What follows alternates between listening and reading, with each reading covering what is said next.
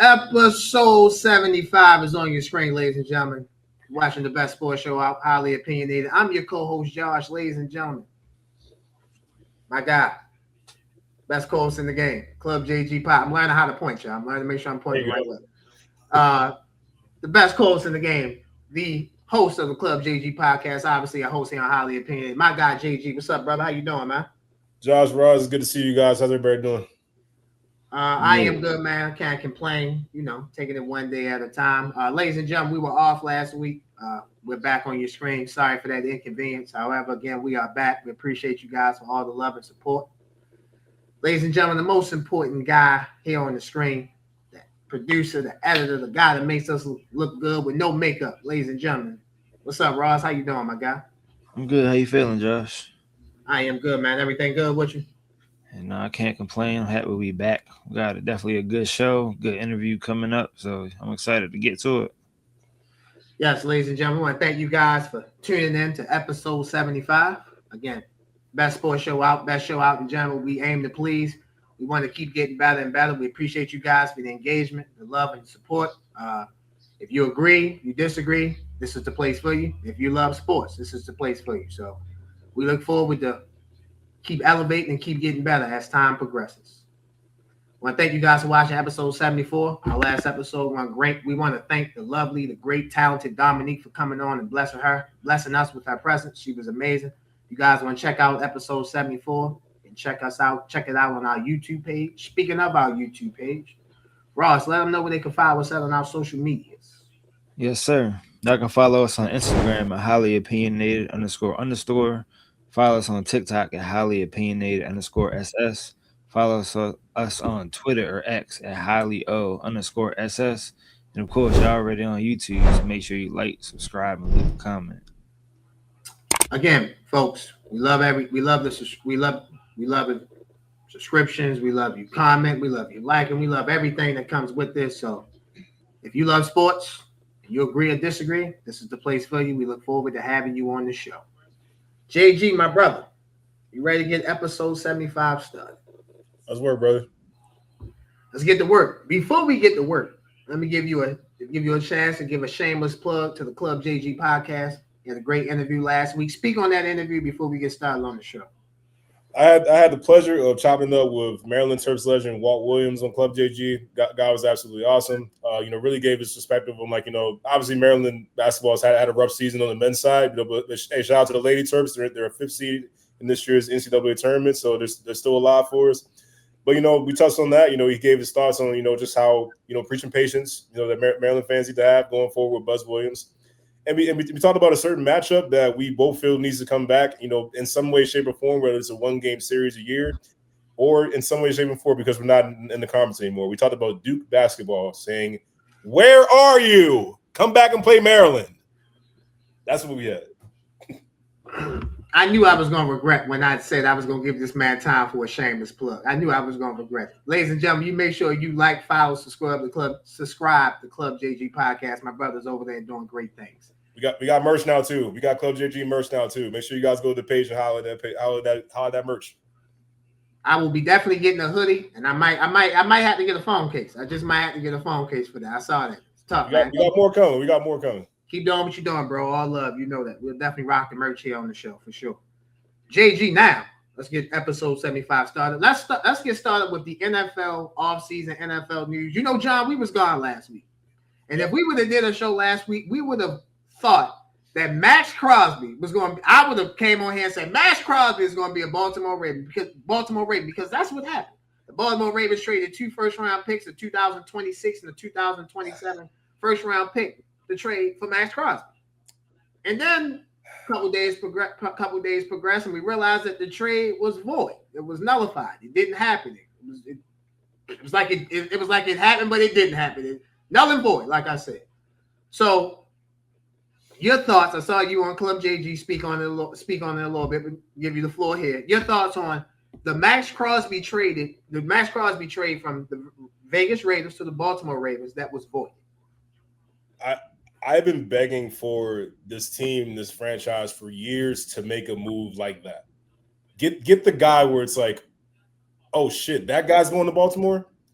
You know what I mean? The one where like the entire league is like freaking out. Where when this trade went down for the time that it did, there was rumors that Jamar Chase was gaming, and he got the news, and he was absolutely freaking out. Like, yes, he was. We let Max Crosby get into the division. That's how much of a seismic move this was, and one that I was begging for. And this was something that totally went against who the Ravens are in their 31 years of existence. They don't trade their first round picks. They don't get aggressive with that. They keep those picks, and they want to get guys who want to develop them and all that. They don't take those big swings. But I love that they did that because it showed a sign of saying, hey, we're not going to keep doing the same old, same old. The same old has made the Ravens a well-respected team, a good team in the NFL, a playoff team. Okay, cool. But when it came to actually being Super Bowl contenders, people kind of tiptoed around that because, again, the teams that have won recently, the LA Rams, Seattle Seahawks, Philadelphia Eagles, they go and get guys. A.J. Brown was a guy. They went out and got him on defense. Saquon Barkley. Huh? Saquon Barkley. Went out and got that guy. You know, the Rams, back when they traded all those picks, people were like, oh, they're mortgaging their future. I don't give a damn about the future. They want to win a championship now. Went out and got guys. Went out and got another guy, Devontae Adams, to pair with the guy right now, Puka Nacua. The bottom line is you got to have guys you want to win a championship. Lamar Jackson's a guy. Derrick Henry is a guy. Zay Flowers, okay, he's a Pro Bowl. He's pretty good. Is he really a guy? I'm not sure. Max Crosby was a guy. You put that with this defense, you had something. But obviously we know that the trade fell through because Max Crosby did not pass his physical. Now, I want to address this too because everyone's talking about all these rumors that the Ravens were scheming, trying to devalue Max Crosby, all this stuff. Guys, I'm always going to trust doctors. And it wasn't just one doctor. It was multiple doctors that had this physical go on with Max Crosby. They saw something that wasn't right. And the doctors are saying that. I have no reason to believe that doctors are going to lie about something like this. I have no reason to think that. So all this stuff about, will people do business with the Ravens again and stuff like that? Guys, nobody's going to care about this going forward. The agent is going to do the best thing for his client. The team's going to do what's best for their team to make their team better or to get draft picks. They don't care who they do it with or who these people are.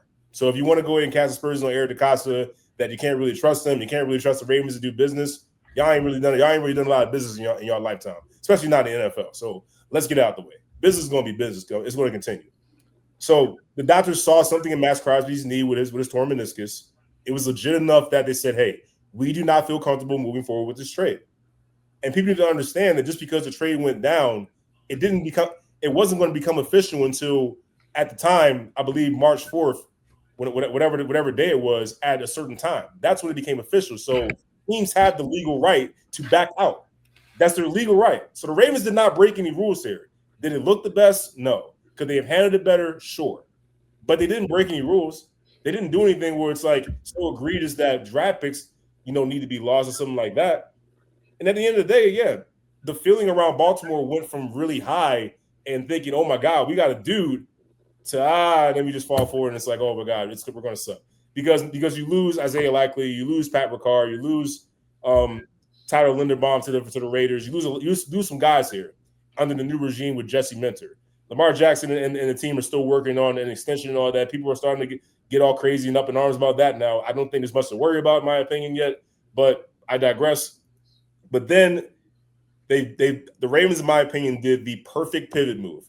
They went from losing Max Crosby to still addressing a main problem with their team and their defense, which is pass rush. They went out and got Trey Hendrickson, a guy that they know, a guy who knows them. This guy is, before he got injured last year, had 35 sacks in the past 2 seasons. I'm not counting last season because his season got cut short because of injury.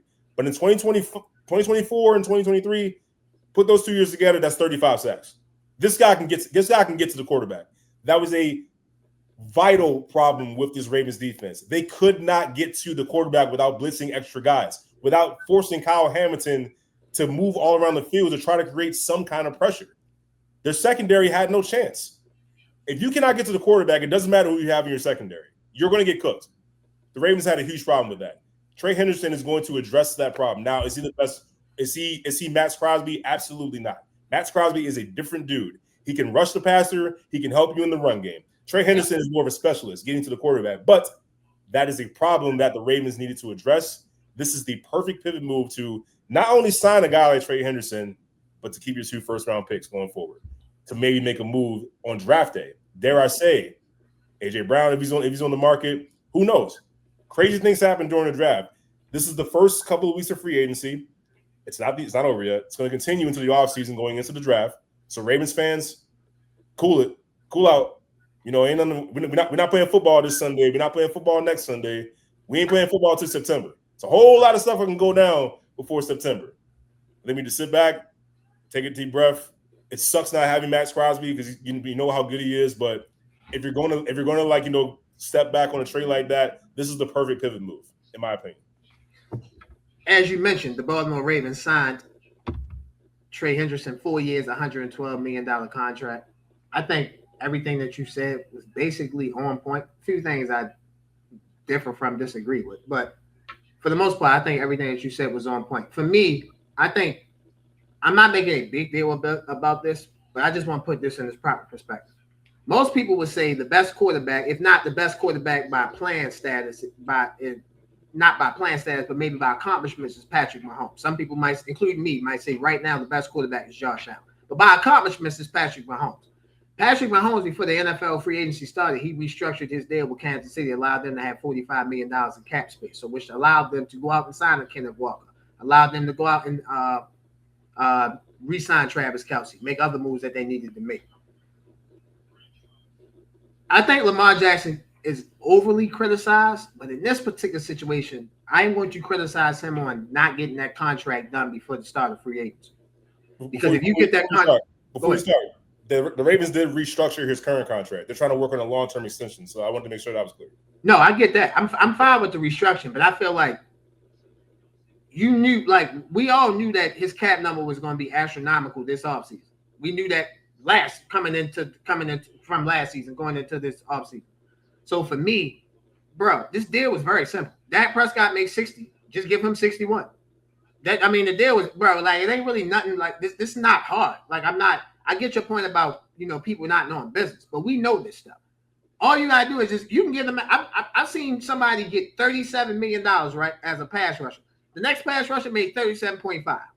So let's say Dak makes 60. You can give Lamar 60.5. You can give him 61. Let's just say that. So for me, I blame the Ravens and Lamar on this because this deal should have been done. You could have kept a Tyler Lindenbaugh and had paid Trey Henderson. Maybe you didn't want Isaiah Likely. Maybe you didn't want Patrick Ricard. Maybe you did. You could have kept some of the guys that you left. So I think the organization and the player, they both, their hands are together in this. Like they could have handled this better. As far as the Max Crosby trade, when the trade happened, you text me. We all in the group chat. I was shocked. I'm like, the Ravens did what? I'm like, the Ravens, this not the Baltimore Ravens that I know. They trying to go get it. They went out and said, we like this guy. We target this guy. We want this guy. Now, like you said, I can't come at the doctors. I'm not a doctor. I don't play one on TV. I don't play one on the show, and I'm not going to play one in real life. Like I'm not a doctor, so I don't need to make it seem like I know what they see. If the Baltimore, let me put it to you like this: for people that think the Baltimore Ravens tried to play this situation, you're complete fools. The Ravens wanted Max Crosby. That's why they traded 2 first-round picks to get him. His knee wasn't up to the status of what their doctors wanted. That's why they declined to trade. They could have signed Trey Henderson was a free agent. They could have signed him from the jump. They wanted the better player. So I don't want to make it seem like they're settling for Trey Henderson, but that's kind of what's happening. They settled for Trey Henderson. That's a hell of a settle. Like JG said, 2 years, he had 39 sacks. Trey Henderson is a sack specialist. Max Crosby is a hell of a defensive player. Max Crosby is on another level than Trey Henderson to me because he can not only rush the passer, he can stop the run. Max Crosby, and you know me, I don't like throwing race into this and none of that. You know who Max Crosby is? He's Terrell Suggs. He's just white. That's the difference. That's really what he is. He can set the edge and he can rush after the passer. You're 100% right, and that's the energy that he was about to give Baltimore. Was that sizzle that T. Sills used to give us? Like everybody, except it was going to be Dundalk version of Terrell Suggs. That's what it was. Yeah, it wasn't going to be Park Heights and Belvedere version. It was going to be Dundalk version. But my point is that we knew that Max Crosby is a better player than Trey Hendrickson. I think everybody that watched the game can understand it. Max Crosby, again, can stop the run and rush the pass. Trey Hendrickson can just rush the passes. So for me, I think the Ravens. You said something that I wanted to get to. I think the Ravens are happy to have that first round pick back, but if you put them on a lie detector test, they wanted Max Crosby. There's no doubt about it. They gave up something that they've never done for any other player. 2 first round picks to get an established defensive player. And like I said, Max Crosby is the modern day Terrell Suggs. What I mean by that is he might not have the numbers that Suggs can have, but how they play. They set the edge. You're not running on them. You're not running on them, and if you're going to have one person blocking Max Crosby, barbecue chicken alert. Your quarterback going to get hit every time. So for me, the one thing that you said where I disagree with, now I know you mentioned A.J. Brown. You would trade the first for A.J. Brown? Yes. Woo. But we may not have to, because we're hearing about, the value, I guess, decreases after June 1st or something like that. I'm not sure of the details, but look, I gotta get a guy at the receiver. I gotta get a tall receiver. The last time that the Ravens, and this is why I would do this, the last time the Ravens had a big target like A.J. Brown, a guy that, okay, look, I don't care what the play is. Just throw the ball up to him. That was Anquan Bolden back in 2012. That's how long it's been since the Ravens have had a guy like that. I am desperate. And if I'm the Ravens, I have a desperate mentality right now. Get somebody to be a 50-50 guy to pair with Zay Flowers, who's not 35 to 40 years old. Somebody who has at least a couple years of prime left. Not Deshaun Jackson at 37 years old, not Dez Bryant at 38 years old, not looking at Terrell Owens when he's 40, 45.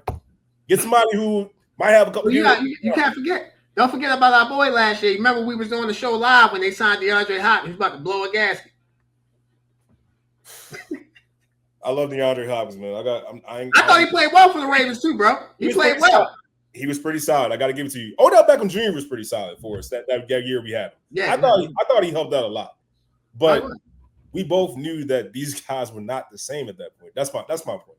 No, you're right. I'm not saying that these guys ain't great players, that fan favorites. Of course, man. OBJ, loved OBJ. Loved DeAndre Hopkins. They just passed. It's past their time. That's their time. No, all I'm asking, AJ Brown, he's still got time here. So, given the history of what we've seen, you're damn right. I'm giving them a first round pick to get AJ Brown. I got you. I disagree on that. I would give up a second or a third, something like that. But the first, because it's so many receivers in the draft, you could draft a Malachi Lemon. You could draft my guy from Arizona State, Jordan Tyson. You can draft a wide receiver that you. Are you willing to bet? The team's immediate? This is not a rebuilding team. This is a team that has Lamar Jackson and Derrick Henry. They don't have time to wait on a rookie. That's no. You're right. That's my pushback to that. Right. And this Cam Ward. Some of these young, I've been calling really good quarterbacks. I'm with you. Don't mortgage that future. Go get some young guys that have talent that you can work with. But this ain't this. We try to beat Josh Allen, Mahomes, Burrow, and Stafford on them. Like this ain't a team that's rebuilding right now. That's my only pushback. No, you are right. And to put a feather more in your cap, you feel me? The Ravens don't draft receivers well. They suck at it. They're terrible at it. They're bad at it. So I'll give you that. I agree that they should go after a guy. I just wouldn't give up a first for AJ Brown. I know he a hell of a player. I'm not saying he ain't worth a first, but if I'm giving up a first, I'm gonna need certain level of production. He's not gonna have that production here because of the Ravens style. You know what I'm saying? How they play. But see, people kill me with that whole what was Philly style? Yeah, but I get your point about Philly style was run, but Jalen Hurts is not as electric runner as Lamar. Jalen Hurts is a more powerful physical runner. So on the 1 yard line, 2 yard line, you can give him a tush push. Lamar, he's so electric. I'm not saying he's not a quarterback. That's not what I'm saying. But he's so electric, he can get out of certain situations with his feet that Jalen Hurts can't. So that's my point. Like my point is that you would have to come in, learn the Ravens. Basically, I think there are other passers that can elevate AJ Brown's game. I tell you a team, like I look at him with the Chargers. I look at him with the Rams. You put him on those teams have quarterbacks where they just want to throw the ball. So his numbers are going to be better. And you know wide receivers about your numbers. You know that. Like AJ not going to be cool. I don't think he'll be cool coming to Baltimore having 50 catches, 1,000 yards, and 5 touchdowns. I just don't see that. He complained about that in Philly. how do you know the Ravens are going to play the exact same way with Jesse Minter? And how do you know that Lamar Jackson won't change his game when he has a guy like A.J. Brown to throw the ball to? Has he ever had a guy like that to throw the ball to? No, not at the receiver position. No. So when you get guys who adjust your game, Damian Lee, the great Damian Lee, who played a few years in the NBA, came to Calvert Hall after coming over from St. Joe. Games had to change because we had another guy that could do that, and the result was a championship. So you do what you got to do when you get a guy to help you get over that. But let me say this, and we will have this gentleman on in the show very, very soon. What buffered that situation was that Damian knew Kyle, right? Sure. So that's my point. Like, I'm not saying who's the buffer in this situation for example, if AJ go to New England, and we're about to get to the next topic. If AJ go to New England, the buffer is Mike Vrabel. He played for Mike Vrabel. He know what to expect. Who's that buffer in the Baltimore locker room that can be that when AJ doesn't get what he's looking for? That's all I'm saying. Derrick Henry. Yeah, they did play together in Tennessee. You are right. You're right about that. You're right. So, I mean, listen, could AJ come to Baltimore? That could possibly happen. I think more likely than not, he'll probably go to New England. You feel me? Because you can just see the connection there with Vrabel, and they need a wide receiver anyway. I know they signed Romeo Dobbs to a deal, but they need a receiver. So but yeah, I'm not. Where I disagree with you is just the first. I wouldn't give up a first for him. A second or a third, you can have that. But a first, the Ravens because the Ravens still need to turn your offensive line. They still need defensive line help. They still need secondary help. Let's say, go ahead. Yeah. 100. You're absolutely right about the offensive line being an issue. It should be addressed as well. I get all that. But time after time, decade after decade, like Rashad Perriman, Marquise Brown, Demetrius Williams, they can't figure it out. Zay Flowers just became a Pro Bowler. We're talking 30 years as a team. You finally drafted a Pro Bowler like as that wide receiver. That's crazy. Meanwhile, the Pittsburgh Steelers, I knew you was going to bring them up. I knew it. Finds guys every freaking year. Every year they find guys in the draft. Antonio Brown, who gave me nightmares. Santonio Holmes, hated that guy. Hines Ward, I hated him more than anybody. Martavius Bryant, Mike Wallace. They keep finding guy after guy after guy. George Pickens. They get Metcalf. They get Michael Pittman Jr. I'm like, damn, like they know what they're doing. Now they can't. They're held hostage by a soon to be 42-year-old quarterback in Aaron Rodgers, which I still find hilarious. Like they're going to do better than 9-8 anyway. I know they beat us, but let's be honest. We can talk about the controversy that happened in both of those games. Tired of Loop, I still hate you, but I'll get over it. But still, they know how to find guys at the receiver position, and they can draft a defense. Now the Ravens, running back, tight end, defense, that's what they do. They can find that. Tyler Luke, I have faith in you, brother. I know you're going to get your leg right, man. We don't hate you. We love you. You just missed the kick, man. That's all it is. Our next topic, we have a trade. The Kansas City Chiefs and the New York Jets have made a trade. Kansas City is acquiring quarterback Justin Fields. The New York Jets are acquiring a 2027 sixth-round pick. By the way, the New York Jets have 3 first-round picks and 1 second-round pick, and they loaded 2027 class.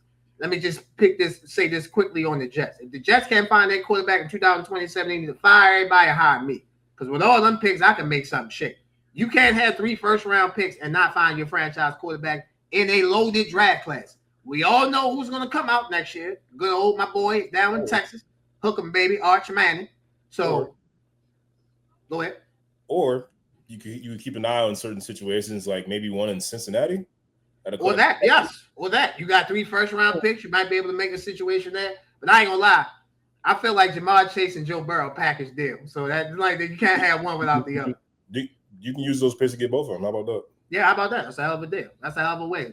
Then the Jets will be relevant. You got a franchise quarterback, a franchise receiver. So the Jets are looking good. But my quick thoughts on Justin Fields getting traded to the Chiefs. I love it. I love the move for Justin Fields. He finally gets to have what I call it quarterback stability.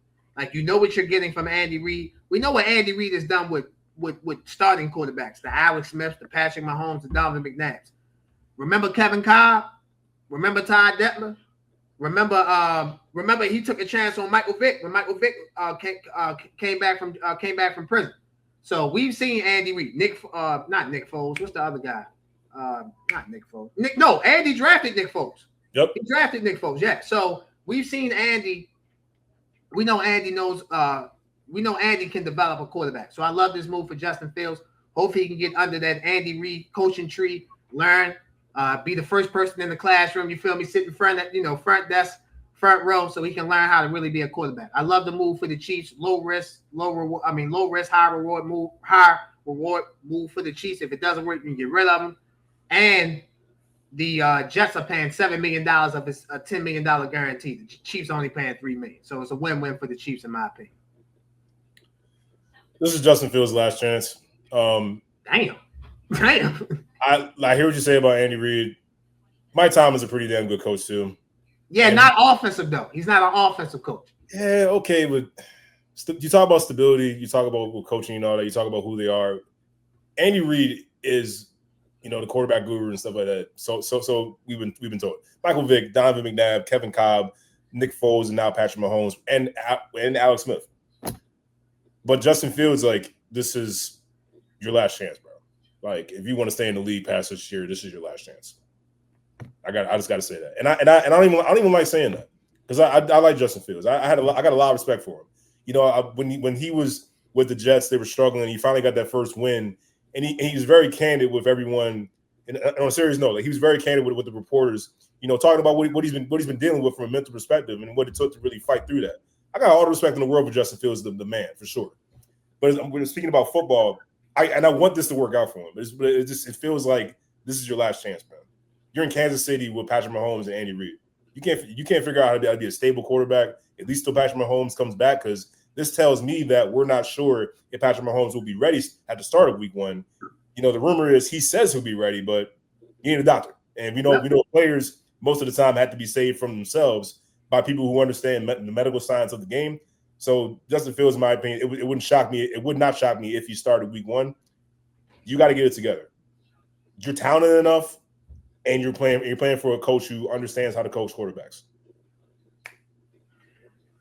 I agree. I don't think it's necessarily his last chance. I've seen quarterbacks get chance after chance after chance. But I will say, I think this could elevate.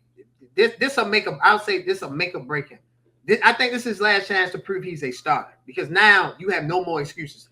Those coaches he had in the situation before, they weren't good coaches, or they weren't offensive coaches. Mike Tomlin was a great coach. He's not an offensive coach. The man played for Matt Nagy. I'm good on that as a head coach. Matt Nagy is an offensive coordinator. He's the Giants' new offensive coordinator, but he's not a head coach.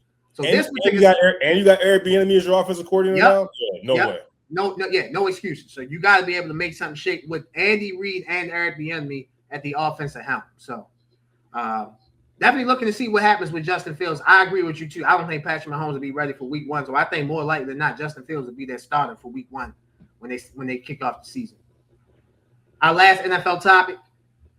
The Minnesota Vikings, JG, they have a new quarterback. They signed a 1-year deal with my guy, Kyler Murray. Kyler Murray will now compete for the starting quarterback job with J.J. McCarthy. JG, who do you think will be the Minnesota Vikings starting quarterback week one? Compete is a funny word and a very strong word. It's Kyler Murray week one. You don't make a play like this and think that Kyler is going to – they'll compete. They'll be on the field together and run drills, but Kyler Murray is going to be starting week one for the Minnesota Vikings. J.J. McCarthy will sit because J.J. McCarthy is not ready to be a quarterback in the NFL yet. And we knew this from the draft. Everybody was hyping up J.J. McCarthy in the draft after winning a national championship in Michigan. Everyone was all like, oh, my God, J.J. McCarthy is going to be the steal of the draft. People were sleeping on him like, no, we're not. I never bought into it. Never bought into the hype. I never bought into the hype because I watched college football. I saw J.J. McCarthy. Did he make some nice throws? Sure. Yeah. But what did Michigan do? They ran the hell out that football with Donovan Edwards and Blake Corn. Blake Corn, yep. That's who was running the show at Michigan. Yeah, you need a guy to throw the ball every now and then with J.J. McCarthy. He was able to do that. You saw some nice stuff in preseason. All right, that's cool. Never bought into it. I'm not saying J.J. McCarthy won't have a shot to be a starter in the NFL. Not saying that. He's just not ready yet. So instead of rushing him out there, and I think Kevin O'Connell got a little cocky here. Like, hey, Kevin O'Connell, the quarterback guru, working with guys like Kirk Cousins and all that. He can figure out J.J. McCarthy. He can get him in a good spot. The team is a good structure around him. Offensive lineman, Justin Jefferson, Jordan Addison out there. It don't matter if the kid ain't ready. He's just not ready yet. So enter Kyler Murray, a guy who, again, and I'll say this about Kyler Murray. This guy is one of the most talented athletes in the NFL. He's a talented athlete. I mean, if he wants to go play baseball, he can play baseball in MLB right now. Guy was a decorated basketball player in high school and all that. He could have played whatever the hell he wanted. He's one of the best athletes on the field out there. Is he a franchise quarterback by the standards? No. In my opinion, I don't think so. He's not, in my opinion, a guy that can lead your franchise. He's not the guy that you can lean on when it comes to the intangibles, so to speak. When you think about Allen, Mahomes, Lamar, Stafford, Hurts, you think leadership. You think force multiplier. Guys where it's like, it don't matter who's around me. I can make something shake. Kyler Murray hasn't done that. Trey McBride, Marvin Harrison Jr., who's kind of been a little bit of a disappointment, but I still think there's a lot of talent there. I'll give you that. Was the coaching the best in Arizona? No, it was not. I don't think Arizona was really all that, well put together. Going to get Cliff Kingsbury out of nowhere because they know Kyler Murray knows him from college as an offensive coordinator. He wasn't the head coach in college. He was an offensive coordinator. And then you want to put that relationship together. I thought that was a disaster, waiting to happen. It looked good, it looked flashy, look a cool little offense for doing like college stuff. And then eventually the NFL caught on and it started to burn down before our very eyes. And then the stuff about Kyler Murray with the video games and stuff like that, I personally don't give a damn about that. Is a guy going to be ready to play football Sunday? Cool. But Kyler Murray is a guy that will upgrade this Minnesota offense. They will be able to compete in the NFC. I want to put that on Front Street right now. Minnesota will compete in the NFC with Kyler Murray at quarterback. Brian Flores is back. That Minnesota defense is as nasty as ever. Do not sleep on that. Justin Jefferson is now fantasy football worthy again. So you still got that guy. You still got Jordan Addison. They got to figure out their running back position right now. Right now it's like Jordan Mason, and I believe I think they're going to sign another guy. They restructured Aaron Jones. He'll be back. Oh, they restructured Aaron Jones. Okay, cool. And then you got T.J. Hockenson at tight end. Very, very good offensive line. So you have something there with Kyler Murray that you can compete. But this whole notion that there's going to be competition with Kyler Murray is laughable. Not because J.J. McCarthy sucks. He's just not ready yet, in my opinion. Sit the kid down, let him get better, and then maybe in a year or two, he will be a starter. Jordan Love did it. Aaron Rodgers once upon a time did it. Lamar Jackson sat. Patrick Mahomes sat. Josh Allen sat for a little bit. It's okay to sit and learn a little bit. It's okay.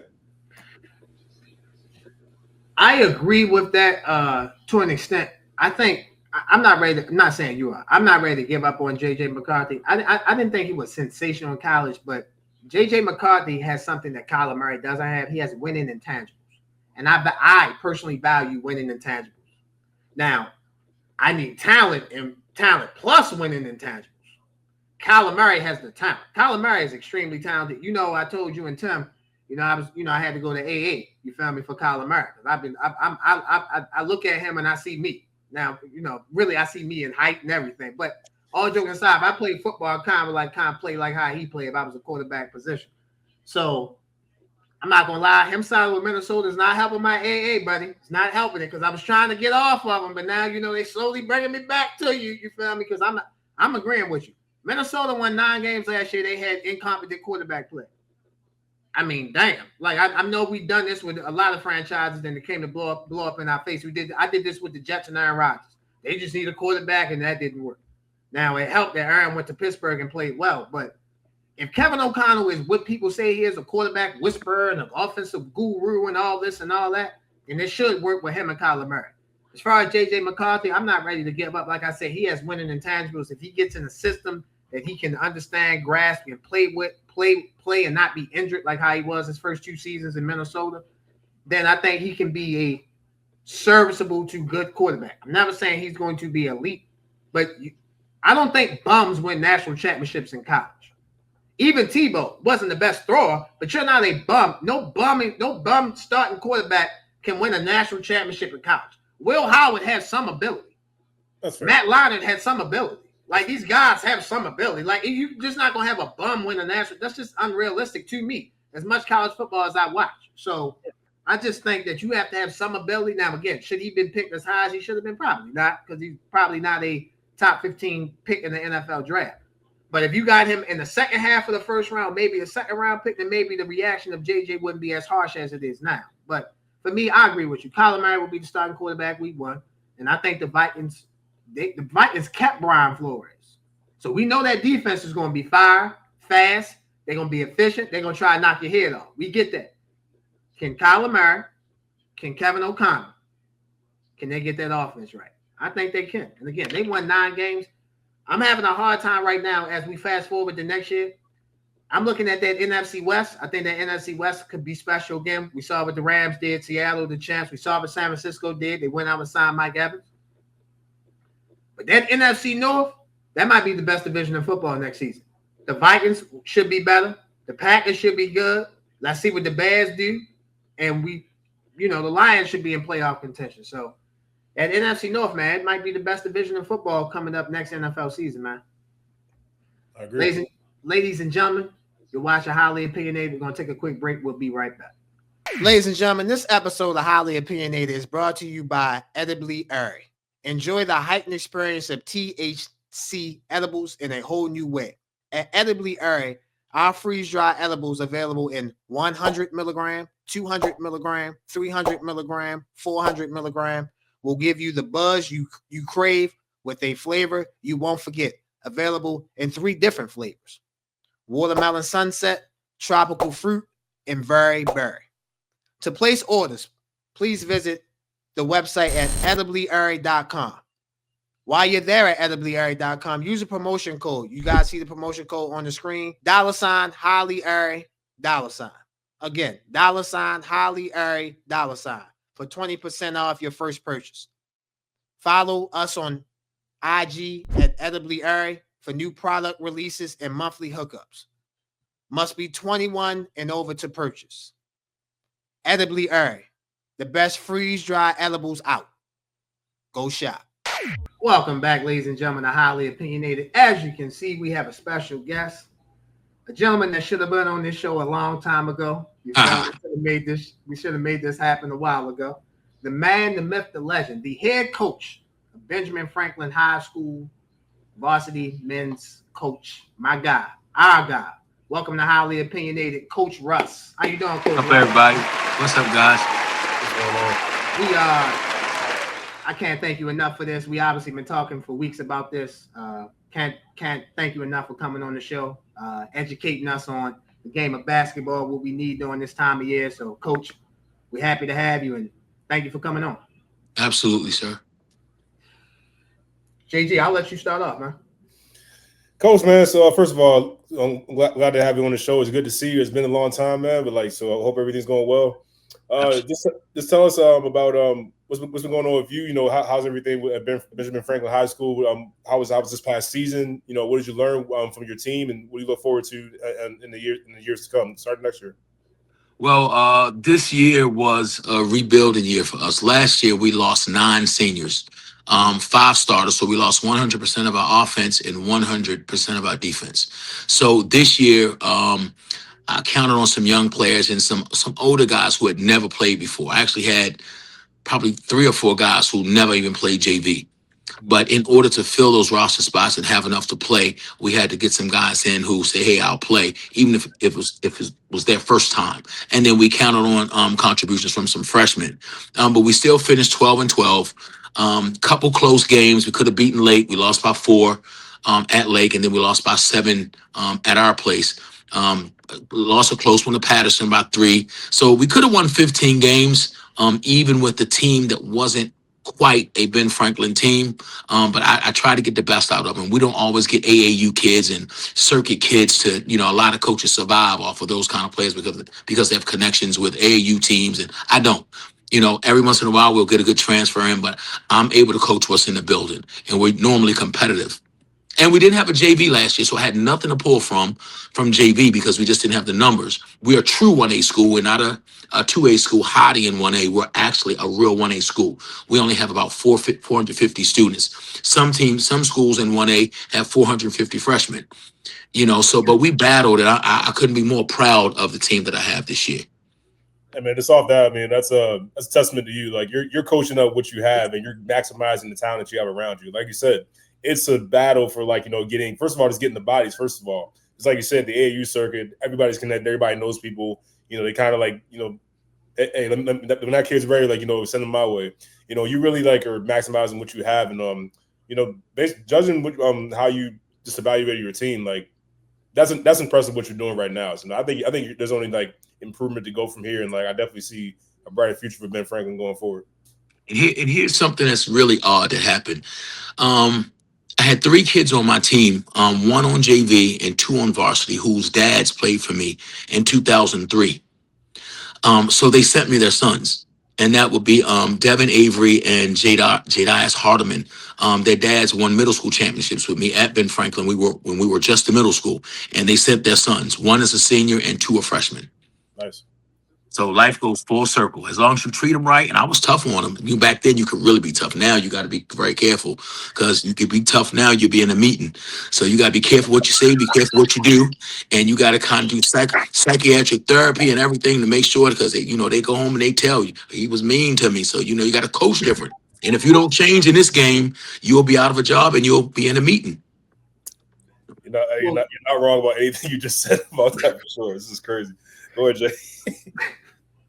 I'm supposed to ask you a serious question. You out here trying to be a comedian on the show, Coach? No, I'm naturally funny anyway. I'm a jokester.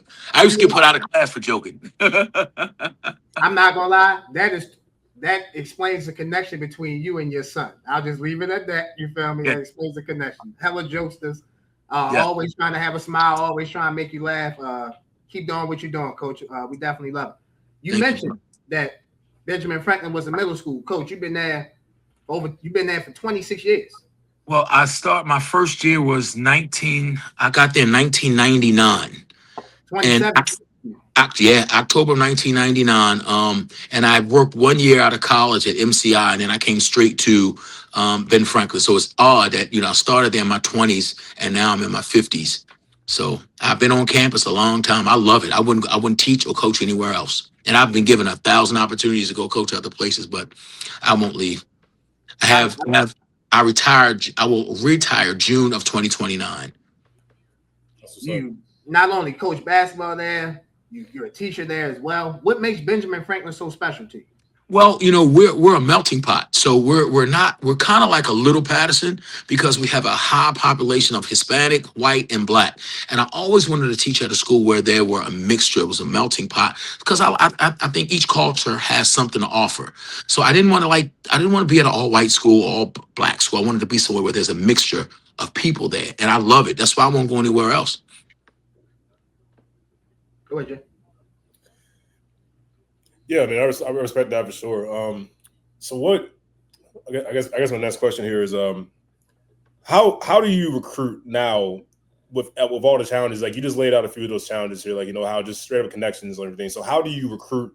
Going forward, what are the things that you focus on? Like, where do you go to recruit? How is the process nowadays with how things are, and has college basketball, in a way, with what NIL is today, has that trickled down at all to high school at all? Like, what are you seeing across the AAU circuit, but also while recruiting in high school? So here's the thing. We're not the prettiest school. We don't have the biggest gym. Our campus is not great, but it's a sense of pride and a sense of family there. So I go out to ugly middle school games. And the group I graduated last year, I recruited all of them from middle school. Some of the kids we have now, our juniors, our sophomores, I went out and I recruited them from middle school. And we would go and watch one middle school team to try to recruit some kids. But I'm always looking at the other team as well. Just like when I was a college coach, we would go look at a kid. But if we saw another kid on another team that we liked, we would offer her. We would offer her a scholarship. So I go out, I look at middle schools, and we are like, I call it second chance you. Kids who go to these big schools, their careers end because they can't make a team, or they're not connected to this AAU or this West Side or East Side. We get those second chance kids and we work with them. Kids that might not play at the larger schools or the more established programs, they don't want them. I'll take them. Because one thing I don't mind is teaching. I'm kind of like Dukes over at Reginald Lewis. He's another guy who I highly respect. He can coach what's in the building. He don't have to go to these circuit teams and pilfer from other programs to build and win. So I recruit. I do it organically. I go to middle school. I just went to a middle school game the other day at Walter P. Carter. They got a bunch of kids there. And I try to recruit. Now I might recruit 5, but because we're such a small school and we're in South Baltimore, I might only get 1 or 2. One of our current players, Colin Tucker, I went to watch Beachfield play 3 years ago, and I saw him. Now his team got blown. He was playing for Sandtown Middle. They were being blown out. But what I liked about him was he never quit. So I recruited him, and he's our top player right now. He's a rising senior, 6'3", can play the wing, can create his own shot. He's going to be huge for us next year. No, I like that. You got underdog mentality. It reminds me of the show, and no pun intended, but it reminds me of the Last Chance U show. Like, you see a bunch of guys that maybe the biggest colleges didn't want those kids, but you end up seeing them in this basketball program. Again, like you said, not the prettiest gym, not the prettiest amenities, so to speak, but you got guys that want to play basketball and want to make something out of it, and not give up on their careers. So that kind of like gives me a reminder of that.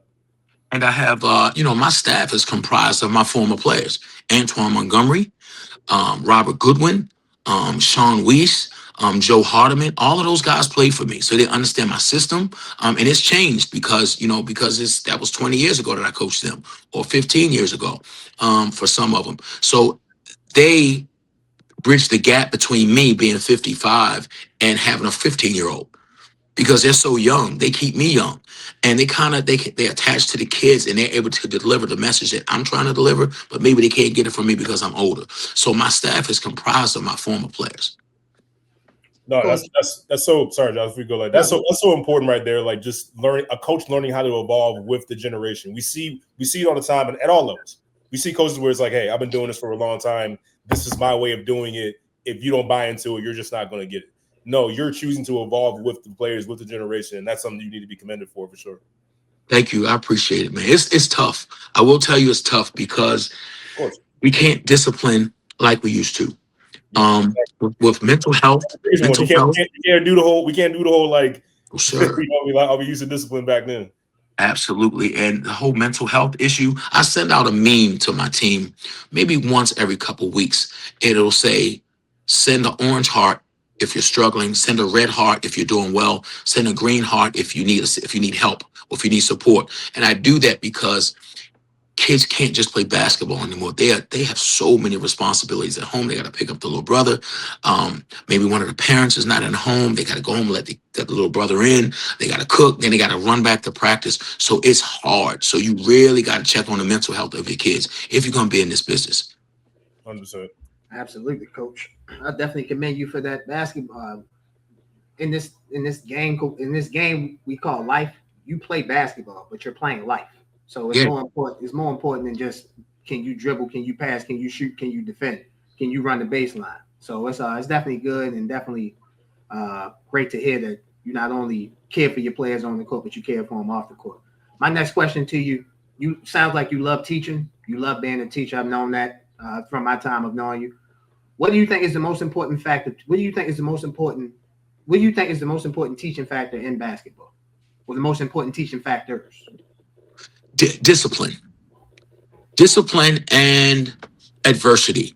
I heard Carol Lawson say something a few weeks ago. She said, we will all be confronted with adversity. And we don't get to determine how long we stay in it.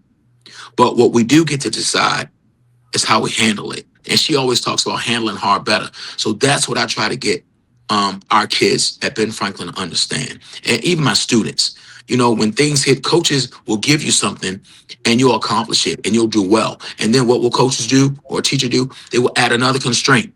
So it just gets harder. It never, ever gets easier. So that's one of the things, just discipline, understand how to handle adversity and be industrious. Understand how to communicate. That's a big thing because a lot of the kids now, they just can't communicate. And what will happen is their parents or moms will communicate for them. If they miss an opportunity to say, hey, coach, I won't make practice today. Nowadays, the moms will, hey, well, he had something to do. And that's why. And my question is always, well, mom, you don't play for me. Why isn't such and such contacting me and telling me that? Because I'm the same coach. Can't be scared to tell me because I'm the same coach. If you're hungry, I got your food.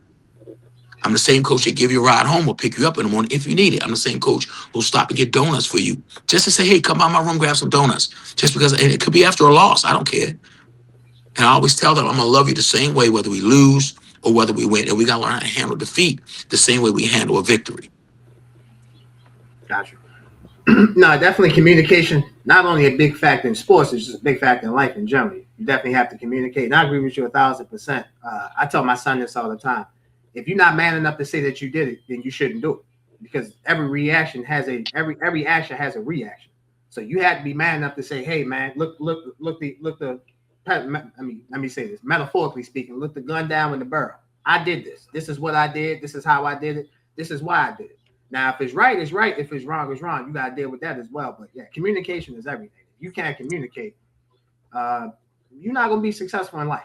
And, having mom reach out, having dad reach out. Nah, I definitely believe in what you're saying. God had the players reach out. Like you say, the same coach when we win, you got to be the same coach when we lose. And, as a special, I don't just teach, I'm a special educator.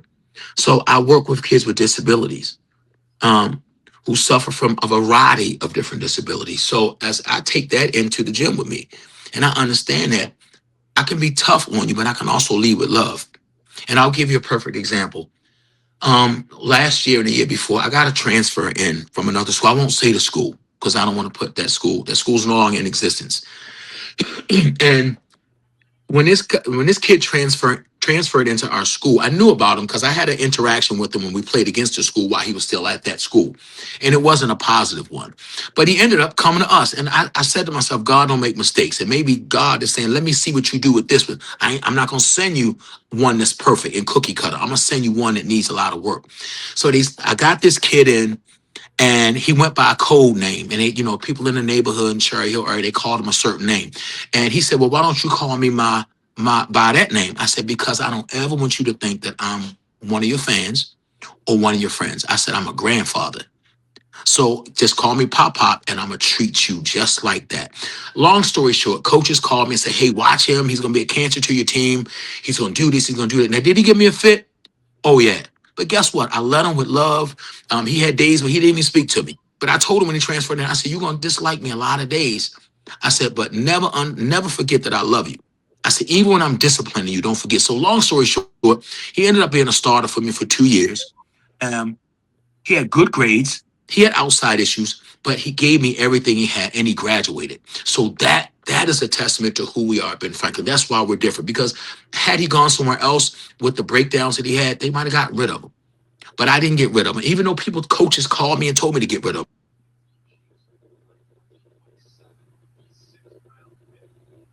Yo, coach. He's saying, I want to see what you do with this kid. I'm going to send the kid this rough. And to this day, we're cool. He comes to check on me. He'll go out halftime. If it's halftime and we're down, we were down to Carver by 20 points, right? Yeah. Just a few weeks ago, just in February. And we walked out in the hallway, and I laid him out, and he got in a circle, and he started talking to me. He said, y'all got to come on. You got to play harder. Long story short, his speech motivated them. And this is a kid they told me to get rid of. Adults and other kids. We came back and beat Carver, being 20 down halftime. So I say that to say that when I say we're second chance you, we really are. And those kids that fall into our little nest, we try to take care of them. And we don't. I'm not in the business of throwing kids away. I don't want to throw kids away. I learned a lot of lessons. I got a lot of coaches I look up to. Coach Tree, we are bitter rivals, but I respect what he does. I respect how he handles his players, and I respect how he handles me. When I go to his gym, he comes over, he shakes my hand. So even being 55, I still got to be able to be coached. And I learn from great coaches every single day. The day I stop learning from coaches is the day I become a dinosaur and I need to walk away. I got to change. My old players who are now coaches, they say, this is the softest we've ever seen you. I said, this is not soft. This is me changing for the time. I know the population that I serve. Some of them have been underserved. And because they've been underserved, I got to do a great job and be intentional about how I handle them. Because what I want is not just to win a championship. I've won a couple city championships. That's not why I do it. What I want is you to invite me to your wedding. I want to meet your child. I want you to come back the same way all these kids from 20 years ago come back. Send me your sons if I'm still coaching. That's what matters to me. I had a player in August fly me out to his home. His name was Jordan Lee. Flew me out to his home. I met his wife. He had my room set up. I mean, this guy's living his best life. Lives down the street from Booker, who plays for the Suns. Man, when I tell you that was gratifying, that was a championship to me. Seeing that this young man from Curtis Bay could live the way he's living in this beautiful home with 2 paid-for Teslas, wonderful wife, doesn't even have any kids yet, and then to fly me out there and treat me the way they did, that's what coaching is about to me. Go ahead, Jay. Hey man, I mean, just that's awesome. Like, first of all, the examples that you gave, that's what it's all about. That's what coaching, that's what patience, that's what dealing with adversity is about. That's teaching. It's not like, and again, we've all been there. We've had teammates, we've had coaches, talking everything. It's like, hey, this kid's going to be bad for your team. Just get rid of him. The team will be better. Stuff like that. We hear it all the time. We don't see enough of like coaches saying, hey, we're not going to do that. We're not going to toss you out. We're going to work with you. It's going to be tough. It's not going to be easy, but we care about the person, not just the basketball player. And I think that's something that doesn't get emphasized enough, especially now because of how business-oriented the game is. Going from high school to college to the pros, it's so business-oriented. We tend to forget, about the person over the basketball player. Fans all the time forget, these players are also people. They're not robots. They deal with things just like you deal with them on an everyday basis. They just have to be spectacular at what they do, and they provide entertainment for us. We as the public stop looking at them as entertainers or money makers or meal takers, whatever you want to call it, and forget about the person. Absolutely, and you don't really understand it until you've buried a player. And in my career, I've buried sons, players who are like sons. So when you see a player in a casket, that changes your whole mindset. And you recognize that if I push you out of the gym right now, I'm pushing you out into what? I can suspend you a game. My middle name is suspension. I will suspend you a game. You come out your mouth wrong, you will sit the next game, and I will lose on purpose. I don't care about that. I've won enough games where this loss won't even matter. But to throw them away permanently, that's hard for me. You got to really, really, really do something for me to throw you away. I'll suspend you, but I always feel like I know that the kids I service, that's not the finished version of them. And we can't kill them on that hill because they come to us imperfect. I'm imperfect. I'm hard to play for sometimes because I demand so much, so I know that it's hard for a kid to play for me sometimes, especially a kid that's not bringing their best or a kid that hasn't seen discipline before. And I get laid out all the time. The mothers get upset with me. Oh, you heard you shouldn't have said that to him. And I'm not a cursor. So you'll never see me get up in the kid's face and call him a B. I ain't grabbing. I ain't getting up in kids' face. Kids can fight. Kids are strong now. I'm 55. I can't fight like that. I can get somebody off me. But I'm never going to disrespect the kid and call him a B. If that's your way of coaching, fine. But I feel like if I feed you and I can get you to love me, I think you'll work hard for me. But I'm not cursing kids out. I'm not getting up in kids' faces. Plus, people filming you now. You come up, you be on 11 o'clock news getting up in kids' faces. I've seen coaches come and go because they couldn't keep their hands to themselves and they didn't know what to say. And if you get to that point, you got to learn how to just be quiet and say, okay, what I need, let's stop right here. Let's come back and revisit this later because this going to get ugly.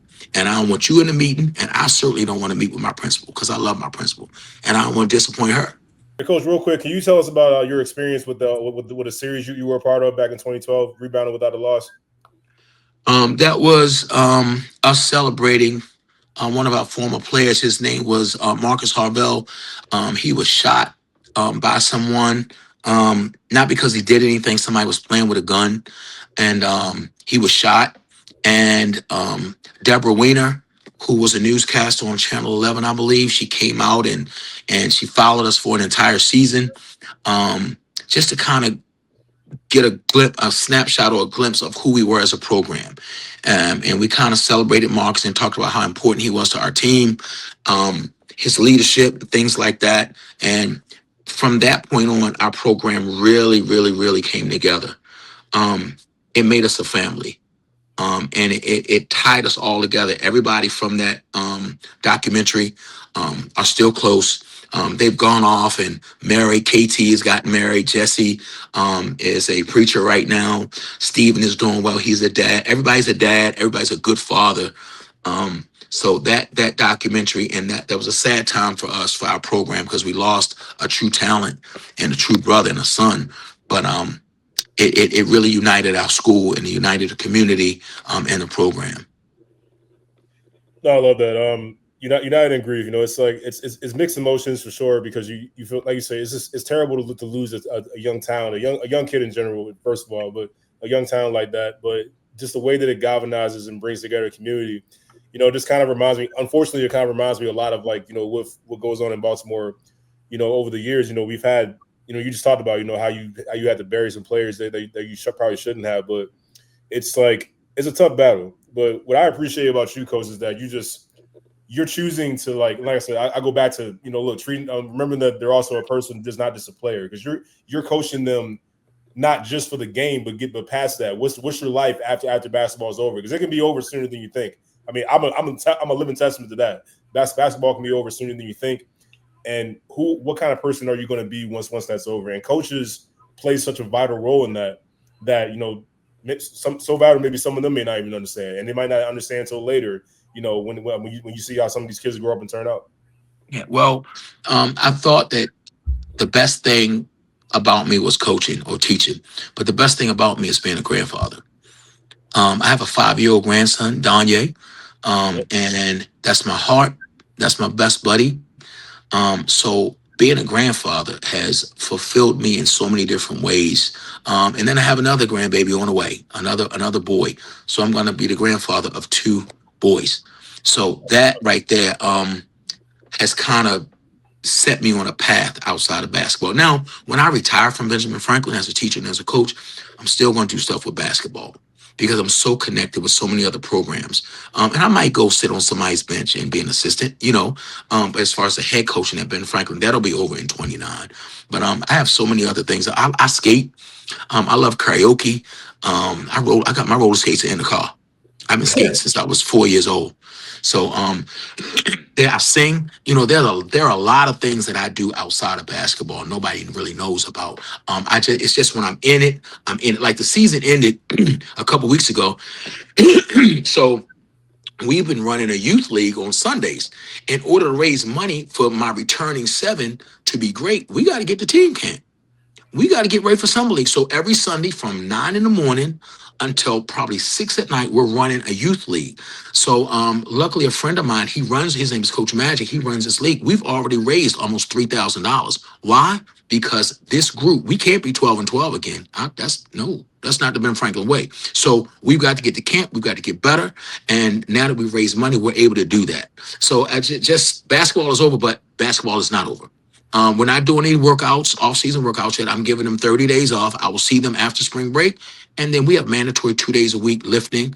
But in the meantime, I'm ready to be a grandfather. I'm off for the summer. So I plan on taking my grandson to Puerto Rico. Then we're going to catch the train to Canada. So I enjoy being a grandfather. That's my thing. Congratulations on being a granddad. Well earned, well deserved. You got one already out here, one in the chamber. Listening to you, Puerto Rico, going to Canada. I just got one thing. You got a little space in your bag. I'm small. I can fit in there. Come on, then.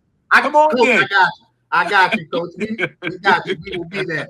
Coach, we love this interview. Before we get you up out of here, we want to get your quick thoughts on the NCAA tournament, men and women. The floor is yours, Coach. Well, I'm going to tell you like this. I believe St. John's is going all the way. I think Pitino has put the discipline in place. I don't want to count out Duke, but I'm a St. John's fan. I believe that they're going to go all the way. I think they have all the pieces. I think they got the size. I think they got the guard play. They have the shooting, and they have the defensive intensity to go all the way and win and be national champs. On the women's side, I'm a little torn because I'm a South Carolina fan. I'm in Dawn, we trust. But UConn is looking mighty good, man. Mighty good. So I'm wondering if somebody can handle them, because I just think Sarah Strong is an anomaly. I think she is generational. I think she is the most dominant force in college women's basketball right now. And I love me some Raven, but Sarah Strong is something special. No, UConn is truly amazing. Gino Auriemma is at it again. We thought a couple years ago when South Carolina was elevating, and we thought this is South Carolina's game now. Nah, UConn won the championship last season. Paige Beckers, and now with Sarah. You also got Izzy Fudd. You forget about her too. So I like see first. She's special, and I like Lauren Betts, but I think she's a little slow. She's gonna have some problems if she run up against a team like South Carolina where they can put Joyce at the 5. That means she has to come out to guard Joyce. So she's gonna have some problems being that size and having slow feet. She won't be able to guard a 5 that can move, or a floating 5. So that's where she's a traditional center. She can't shoot. So that's she's their biggest strength and their biggest weakness. what are your thoughts on, before we go back to the men's game? What are your thoughts on Texas Longhorns, the women, the number 1 seed? The key is the others. I like their main player. I love her. I love the point guard, but I love Rory. And what's the other girl's name? Their best player? Madison Booker. I like Madison, but it's not those two that kill you. It's the others. It's the 4, the girl who plays the 4. And it's the other girl. I can't think of the other girl's name, but the 4 player is who dominated South Carolina. They do a pretty decent job on Rory and Alec. What's her name again? Madison. Yeah, they do a decent job on them. They could get 20 apiece and still lose, but it's the others. So Texas is dangerous, man. It depends on which Texas team shows up. Justice Carlton, that's her name. That's her. She is up. When I tell you she's a British bulldog in that paint, and she be beating them upside the head and making layups, and her activity is what sets them apart. If she doesn't play well, they're susceptible to lose. But if she plays well, they're going to be hard to beat. Going back to the men's before we get you up out of here, I know you said you picked St. John's to win the East and get to the national championship and win it. What's your Final Four and what's your national championship game? Final Four will be Duke. I want to say Duke, St. John's. Well, St. John's and Duke in the same bracket. Same bracket. Shoot. There's so many good ones out there, man. North Carolina's still in, right? Yeah, they are. They won't have Caleb Wilson. He'll be out he broke his left hand. Yeah, that kills them, but I still think they can do it. Baylor. Is Baylor in? No, Baylor. They made the new tournament they got for the Big East, Big 12 constellation. But Gonzaga looks good too. Are they in? They are. Yes, they are. I like Gonzaga. They play hard and they big. Yeah, they're 3 seed in the Midwest. Yes, I like them. So that could be a Final Four. But my women's Final Four is UConn, South Carolina, Texas, and who's in the other bracket? Oh shoot, I forgot. What's the kid from Vanderbilt? Michaela Blake. Ooh, sir. Oh my God, she can flat out play. I'll say 3. I'll go with those 3. I don't know who the 4th one would be. Okay. I don't think LSU's gonna get by Duke and UCLA though. Okay, on the women's side. Okay, gotcha. No, Duke has gotten better under Carol Lawson, and yes. I'm looking at UCLA. UCLA lost last year to UConn in the Final Four. UConn beat South Carolina in the championship, but they beat UCLA in the Final Four. I think that could be your national championship. I'm looking at Lauren Betts. I think Lauren Betts.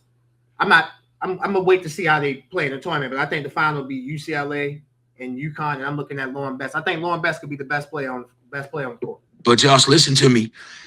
If they end up playing for the national championship, what if she can't guard Sarah Strong? If they put Sarah Strong at the 5, they in trouble unless they go zone. Sarah Strong's going to shoot that 3. She's going to be wide open.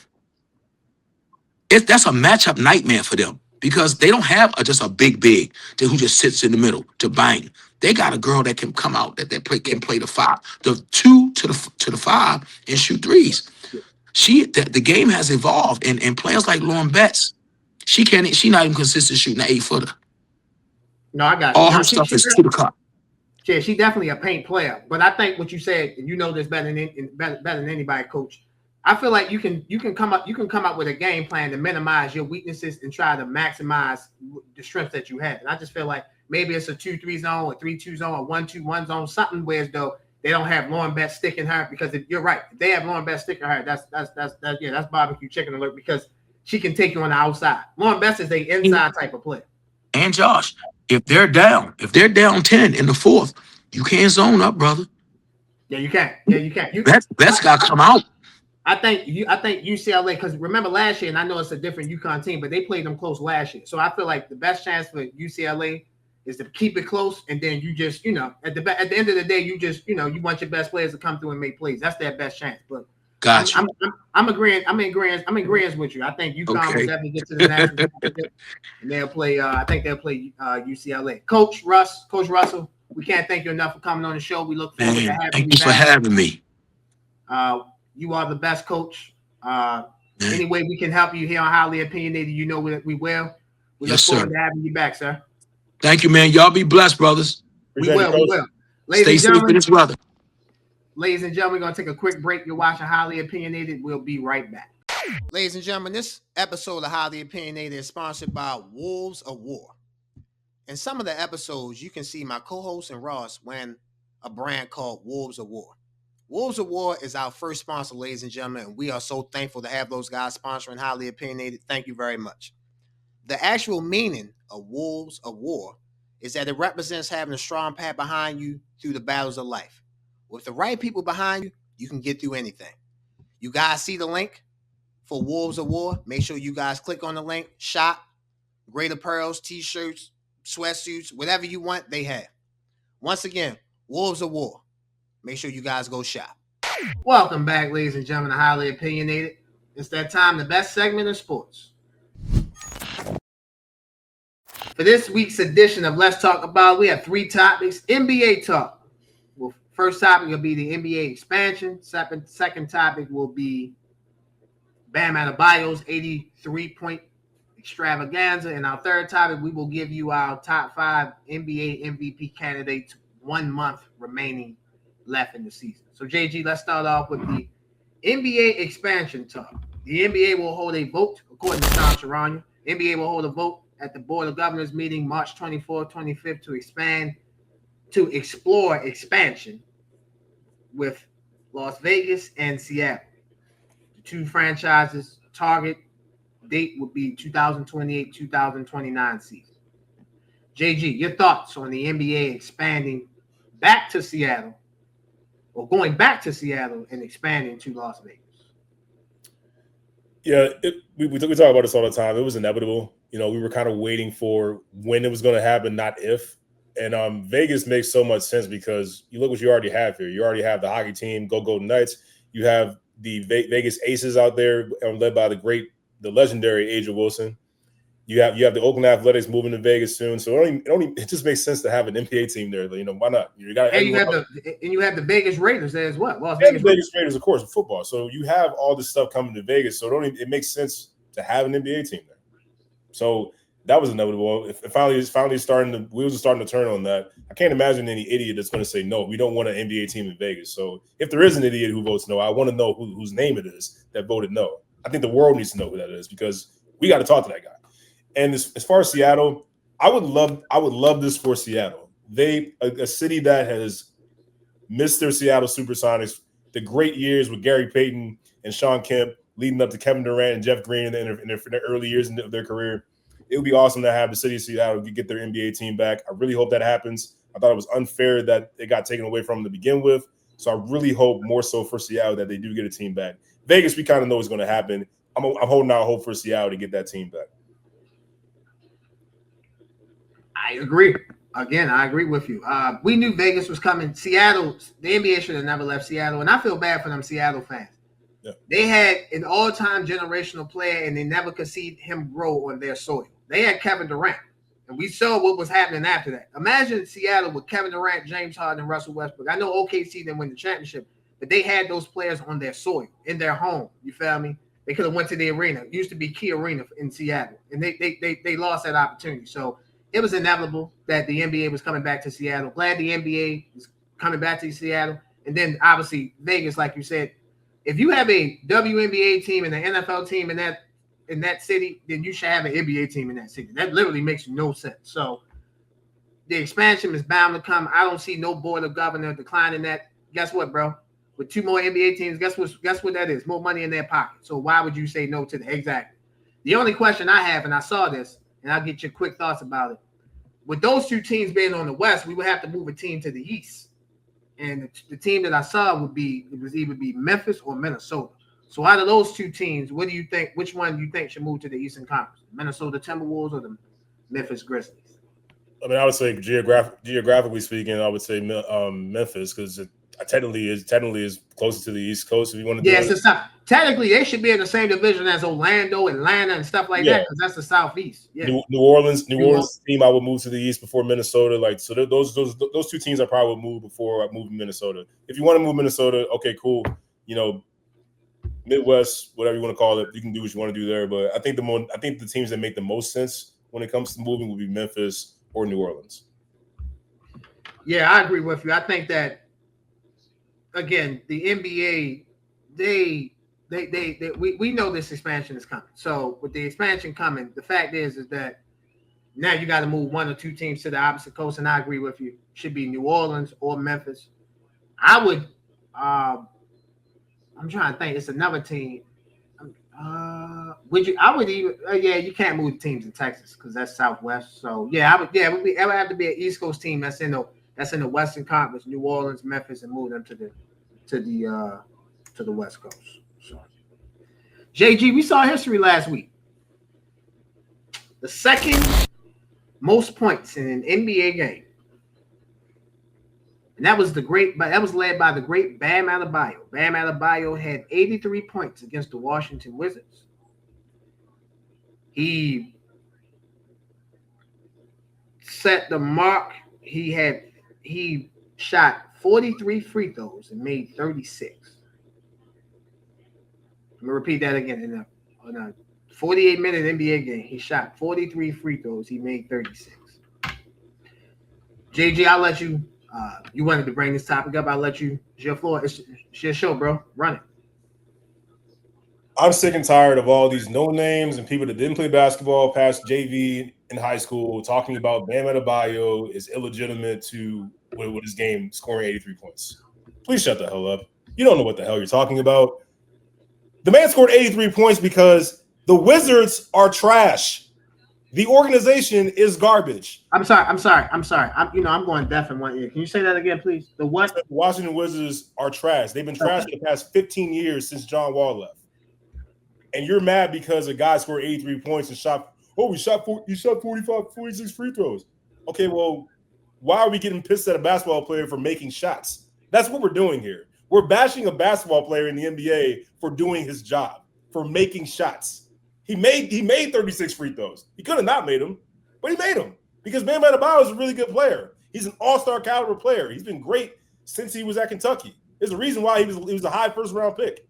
Guy can play. He's good, right? So we're getting on a guy for doing his job, making shots, but we're pissed off about how he went about it. Who gives a damn? Congratulations, Bam Adebayo. Congratulations, bro. You passed the great Kobe Bryant, who we all love on this show for sure. Everyone loves. Congratulations, bro. I'm sorry that you have to deal with a bunch of nonsense from idiots who didn't play past JV in high school thinking they know what the hell they're talking about in the NBA. I'm sorry. Like, Agent Wilson, I apologize to you too, because I'm sure you've gotten a bunch of crap about it too. Congratulations for witnessing your man make history, because that's exactly what happened here.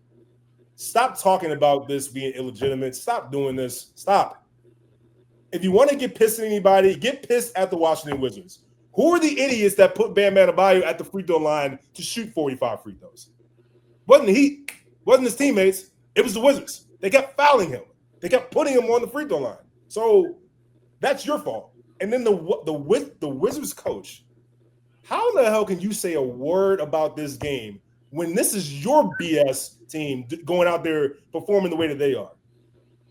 Putting them on the line. That's coaching. What are you doing? What are you doing? You're pissed at the league. You're pissed at the refs saying it's not a real game. No, you suck as a coach. Well, how are you still coaching as a head coach in the NBA right now? I can't believe you're still a head coach. I can't. The Washington Wizards decided to play LA Fitness defense and let Bam get to the lane to score 83 points. That's your fault. That's not on Bam. That's not on the league. That's you, bro. You know that meme with a guy doing security and he got the little, he don't even got the wand, and then he let you go. That's how the Wizards are playing. Ole. Come on in, bro. Come on in. Okay, what you got on? Come on in, bro. Ole. I want to get Bam Adebayo's correct stat line. He played 42 minutes, 83 points, 20 of 43 from the field, 7 of 22 from the three-point line, 36 of 43 from the free throw line, 9 rebounds, 3 assists, 5 turnovers, 2 steals, 2 blocks, 1 offensive rebound, 8 defensive rebounds. He had 3 personal fouls and a plus-minus of plus 20. I guess this episode 75 is the JG and Josh agree episode because I agree with 100%. And you're such a nice guy. So you don't want to say it. So I'm going to say what you really want to say. People, shut the fuck up. You can't score 10 points in the NBA game. How the hell are you going to score 83? Okay, now listen. Do I like the way that the game transpired? No, because Washington sucked. They've been sucked. They're gonna suck for the rest of this year. And by the way, let me say it this way: when the Wizards get good, guess what, John? Guess who won't be the head coach? Brian Keefe. So don't even worry about it. When they get good, he won't be the coach. We understand that. So again, the Wizards are a bad basketball team. They're tanking. They're tanking for Caleb Wilson, Cameron Boozer, AJ DeBasa, Darius Acuff, Jr., etc. Whoever they want, they're tanking for that. Fine. I'm not going to bash an NBA player for going out there and doing their job. Play hard, play physical, grab rebounds, score, take advantage of your matchup. That's what every coach would tell their players to do. We just had Coach Russell on. Take advantage of, he takes advantage of take advantage is not the right word because it could be looked at negative, but he's going to make a personal relationship so you can play hard for him. And he'll do right by you. You feel me? Like, everyone is going to take advantage of a situation. Again, people look at take advantage as a negative connotation. It can be a positive connotation. There is no way I'm going to knock Bam Adebayo for doing what he did. He had a matchup. He took advantage of it. So you fools, you idiots, you jackasses, you dummies that's out here, man, that 83 illegitimate. And yeah, the Wizards are bad. That plays a part in his 83-point game story. But I'm not going to knock a man for scoring 83 points. Bad teams do dumb shit. Newsflash. Yes. So now, again, at the end of the game, it was bad fouling, bad. It was a lot of non-basketball type of stuff because I watched the ending of that game. But again, at that point, the man had 70-some points. So you still can't take away from what he did. So again, I think it's foolish. I think it's stupid. I think it's dumb. People, you can't score 81 points. And you can't score 10 points in the NBA game. Now, you guys that can score, we know a couple scores. Fine. I'll listen to y'all. But some of a man, like, he shot the free throw 43, like, he took advantage of his matchup. That's what he's supposed to do. He did exactly what he's supposed to do. Who put him there? The Washington Generals. Like, but people stuff like, so he just walked to the free throw line and say, yo, I want to shoot 45 free throws tonight. Yeah. That's what he did? No, dumbass. The team that put him there. He just did his job and made free throws. He did his job. We deporting a lot of people. We need to deport the Washington Generals. That's what the hell we need to do. We need to deport the Washington Generals. I'm good. Come back next year when you got Trae Young, Ashley playing. Because guess what, bro? I'm gonna tell you the minutes of that game. This is how you know the Wizards wasn't trying to win. Bilal Coulibaly, he played 35 minutes. Alex Sarr, somebody that could stick Bam, somebody that got a little height on him, he played 20 minutes. He played 20 minutes, bro. So they're tanking. Trae Young didn't play that game. My man Trey Johnson played. Riley played. Carrington played. Bro, if the Wizards are good next year, some of them guys will be on the roster. Some of them won't be. So you can tell they're trying to tank. You feel me? Like, come on now. So I'm not knocking Bam. Listen, if I'm an NBA player and I see the Wizards, shit, it's barbecue chicken. It's time to eat. I saw somebody score 83. Shit, I might be able to score 90 or 100. Luka Doncic had a triple-double at halftime when the Lakers came to DC. Yeah, at halftime. Hey, bro, LeBron was putting out some of his best stuff. Because he knew he had a dunk contest in the game. Like, he could because you're playing the Washington Generals. And again, I think the Wizards will be good next year. But they got to take this ass whooping. They got to take this ass whooping like a man this year. So they got it. I'm going to tell you right now about all these DC fans getting hyped about the Wizards. Yeah, the ticket prices will go up because they're allowed to now, because they know they can't go but so high with this trash heap that they keep putting out there this year. So they'll raise the ticket prices up. The Wizards will be mid. They might make the play-in, but they're not going to be this super team that everyone thinks is coming. Now, I like the young talent. Bob Carrington, Baltimore dude, number love for you. Trey Johnson, I see you. Alex Sarr, those three nice pieces right there. What is it? Keontae George. Yeah. Yeah, Keontae George. Love the young pieces. I don't see it yet. I just don't. Now, can it be better than this year? Sure, because there's no more room to be worse. No, I got you. I think next season they'll be in the play-in territory. I'm not definitively saying they'll make the play-in because we'll do an NBA show during the summer where we'll see free agent moves in the draft and stuff like that. So we'll be able to see that. But right now, I think they'll be able to be in contention to be in the play-in. I really, truly do.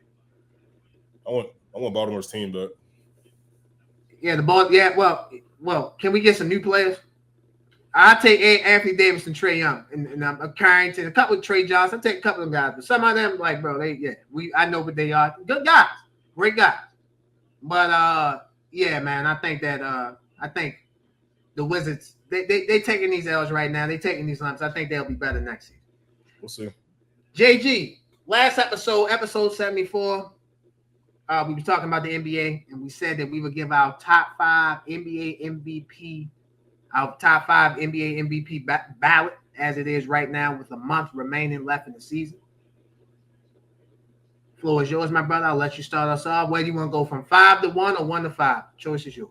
I will go ahead and go 1 to 5. This is my order right now. I'm going to go with number 1, Shai Gilgeous-Alexander. Number 2, I have Victor Wembanyama. Number 3, Nikola Jokic. Number 4, Jaylen Brown. And 5, Cade Cunningham. Wow. Okay, so we got the same 5 names. We just have a little difference of order. So I'll let you do 1 through 5. I'll start 5 to 1. And number 5, I have Cade Cunningham. I think Cade Cunningham has proved that you saw with the Detroit Pistons being the number 1 seed in the Eastern Conference, an amazing job. Number 4, I have Jaylen Brown, the number 2 seed. Bro, you know this. I just talking about the Celtics taking for the boss. You know that. Like, they'll do this, do that, sit this guy out, whatever. The Celtics have the number 2 seed in the Eastern Conference. They just got Jason Tatum back, so now they're revving into playoff form and trying to give up for the NBA playoffs. So I love with Jaylen Brown. I love Jaylen Brown at number 4. Number 3, number 1 of your programs, number 1 of your heart, ladies and gentlemen. I can't even call that man by his name because that's what he is. Number 1 of your programs, number 1 of your heart, Victor Wembanyama. Simply put, I took a lot of flack last year for telling y'all he was a top 5 player.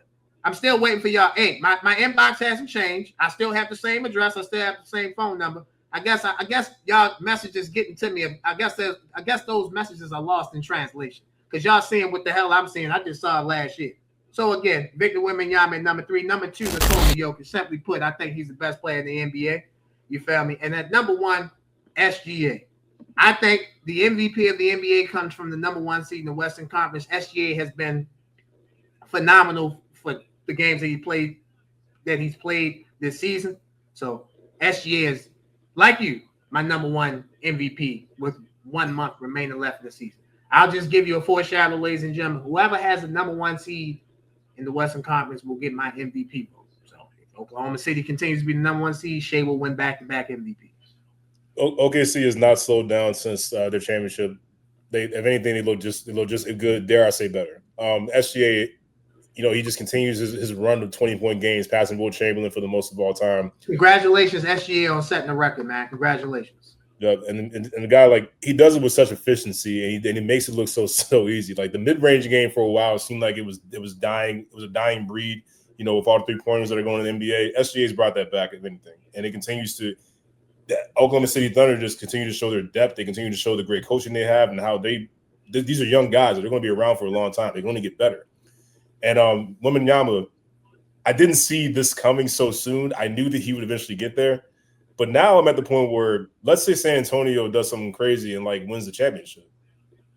We're going a year or so from now, we're going to start having go talk. Oh, nah. We ain't got to wait that long, bro. I have it on the show. We ain't got to wait that long. And, bro, if they win the championship, Victor Wembanyama the best player in the NBA. No, I mean, I'm not talking about just in the NBA. I'm talking about go talk. Oh well, bro. Listen, I think that's gonna start evolving as a few years go on now. And let me be the person who put the gas in the car to get the fuel going to put him in the GOAT conversation. I said this on the episode before. I'll say it again.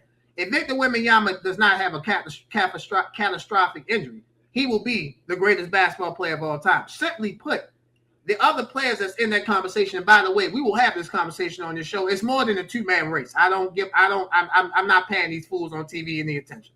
So when you have the greatest list of players of all time in the NBA, they can't do what he does. If you watch the Spurs funnel their defense to Victor Wembanyama. The Bulls weren't funneling their defense to Michael Jordan. They weren't. Look, the Miami Heat, the Cleveland Cavaliers, the Los Angeles Lakers weren't funneling their defense to LeBron James. The Lakers weren't funneling their defense to Kobe Bryant.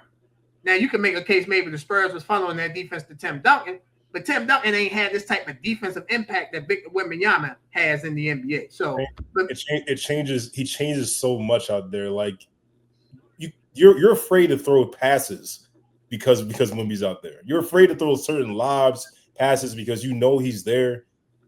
When you think you have a layup or you think you have an open three, you think twice. Wemby can be in the paint and you are wide open in the corner. You're still going to think for a second.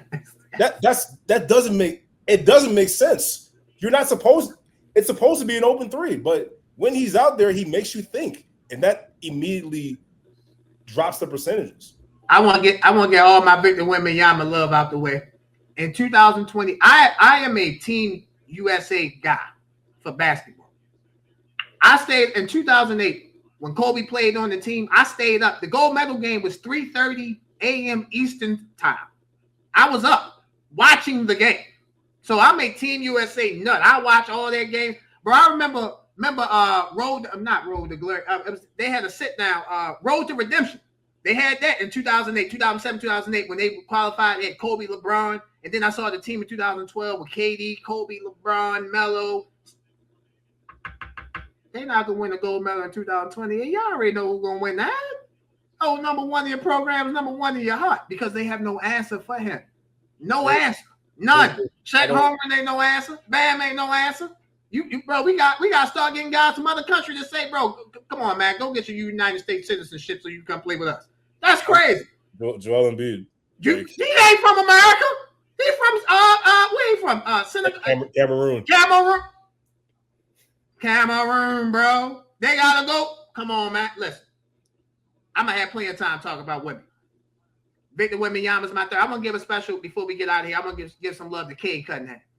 Detroit has taken that step. Now we just need to see if they can do it in the playoffs. They are lacking some things. Yeah, problem. Yeah, I got a problem with Detroit. Like it's just, I love what they're about. I love who they are as like a team identity. But you just see it. If K's not on, it becomes a problem. It's the trouble, bro. The question is, who is their defensive second option ball handler that can get you a bucket? Tobias Harris. I mean, that's cool, but you need a little bit more in the playoffs. So. Yeah. I'm looking forward to seeing with Detroit, but I won't again. We had the same five, just had 2 and 3 in different orders. I think that'll be your top 5, your MVP voting when the voting comes out next month. Ladies and gentlemen, you're watching Highly Opinionated. We will be right back. Ladies and gentlemen, this episode of Highly Opinionated is brought to you by Edibly Airy. Enjoy the heightened experience of THC edibles in a whole new way.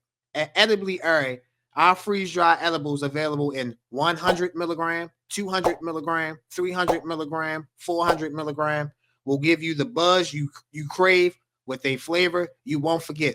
Available in 3 different flavors: watermelon sunset, tropical fruit, and berry. To place orders, please visit the website at ediblyairy.com. While you're there at ediblyairy.com, use a promotion code. You guys see the promotion code on the screen. $ Highly Airy, $. Again, $ Highly Airy, $ for 20% off your first purchase. Follow us on IG at Edibly Airy for new product releases and monthly hookups. Must be 21 and over to purchase. Edibly Airy, the best freeze-dry edibles out. Go shop. Welcome back, ladies and gentlemen, to Highly Opinionated. JG, as we always do, it's Time to end the show with college basketball. And there is no better time in college basketball than this time. My co-host knows it very, very well. Happened to play in the NCAA tournament. You see it, the big dance, the NCAA tournament, a.k.a. March Madness, where you think you can know everything and you don't have to know a damn thing. Your bracket probably will be better than me, John's, Tim's, Ross, etc. So the greatest sport alive. Again, you feel like you can know a lot, you can know whatever, and upsets happen all the time. So JG, let's get started. Let's get started off with the bracket. The 1 seed in the East is the Duke Blue Devils. The 1 seed in the South, the Florida Gators. The 1 seed in the West, the Arizona Wildcats. The 1 seed in the Midwest is the Michigan Wolverines. So before I pick the brackets and all that, I just want to give you guys a quick synopsis on each bracket and what I thought. I have different quote unquote names for each bracket. Let's start off with the East bracket. Bluest of Blue Bloods. The number 1 seed, you guys know I'm a Duke fan. Duke got hoes. I don't understand. Like, bro, did we piss somebody off in the committee room? Okay, so the number two seed in the East region is UConn, led by Danny Hurley. They won back-to-back national championships 2023-24. The number 3 seed in that division in the East bracket, Michigan State.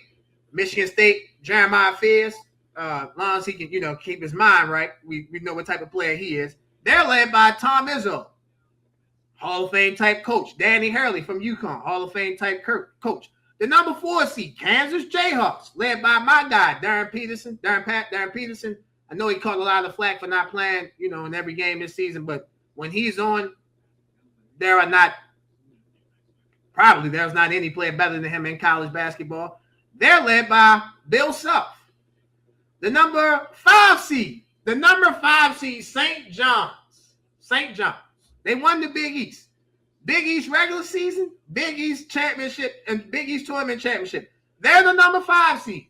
They're led by the Colonel himself, Rick Pitino. He might just put a white suit on and embarrass you. And then the number 7 seed in this, and I didn't even get to Ohio State and TCU. Both teams are playing well.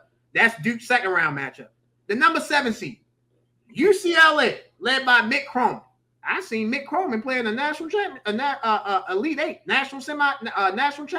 Final Four. So the East, the bluest of the blue bloods. Let's go down to the South.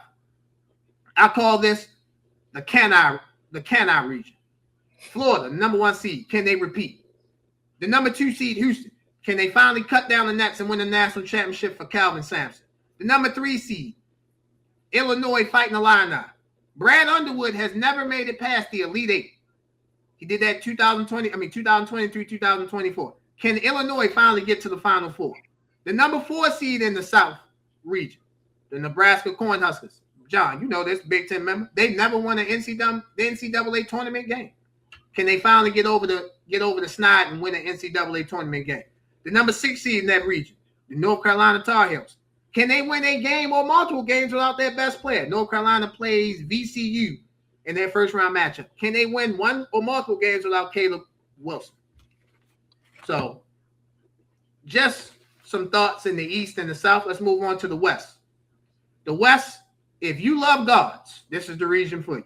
Purdue, led by Braden Smith, one of the best per point guards in the country. Arizona, Baden Burries, freshman, sensational scorer.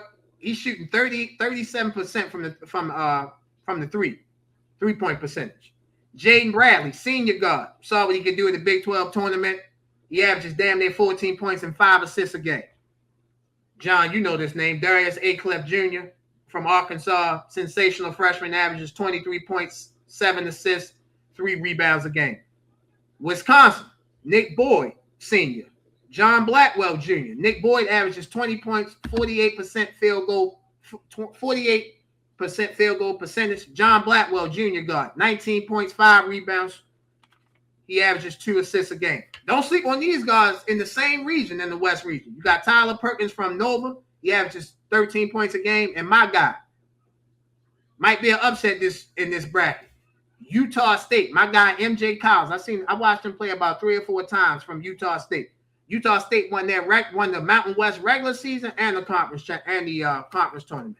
And the last region, I'm calling this region Embracing the New Era. Dusty May from Michigan, Ryan Odom from Virginia, who, by the way, if I'm not mistaken, Ryan Odom was on the team that beat Virginia in the NCAA tournament. I can't remember what team that was. Kentucky is led by Mark Pope, and then Miami is led by Jay Lucas. So, man, listen, each bracket, that's the good thing about March Madness. You got fun with this. But again, I call the Midwest Embracing the New Era of college basketball. I call the West region guards. And then in the South, I call it, the name I have for that is the Kende region. And the East, the bluest of the blue bloods. You want to give me 5 minutes so I can go find my violin so I can play you a sad song for Duke? Yes, please. I'll be waiting. Go ahead. Cry me a river.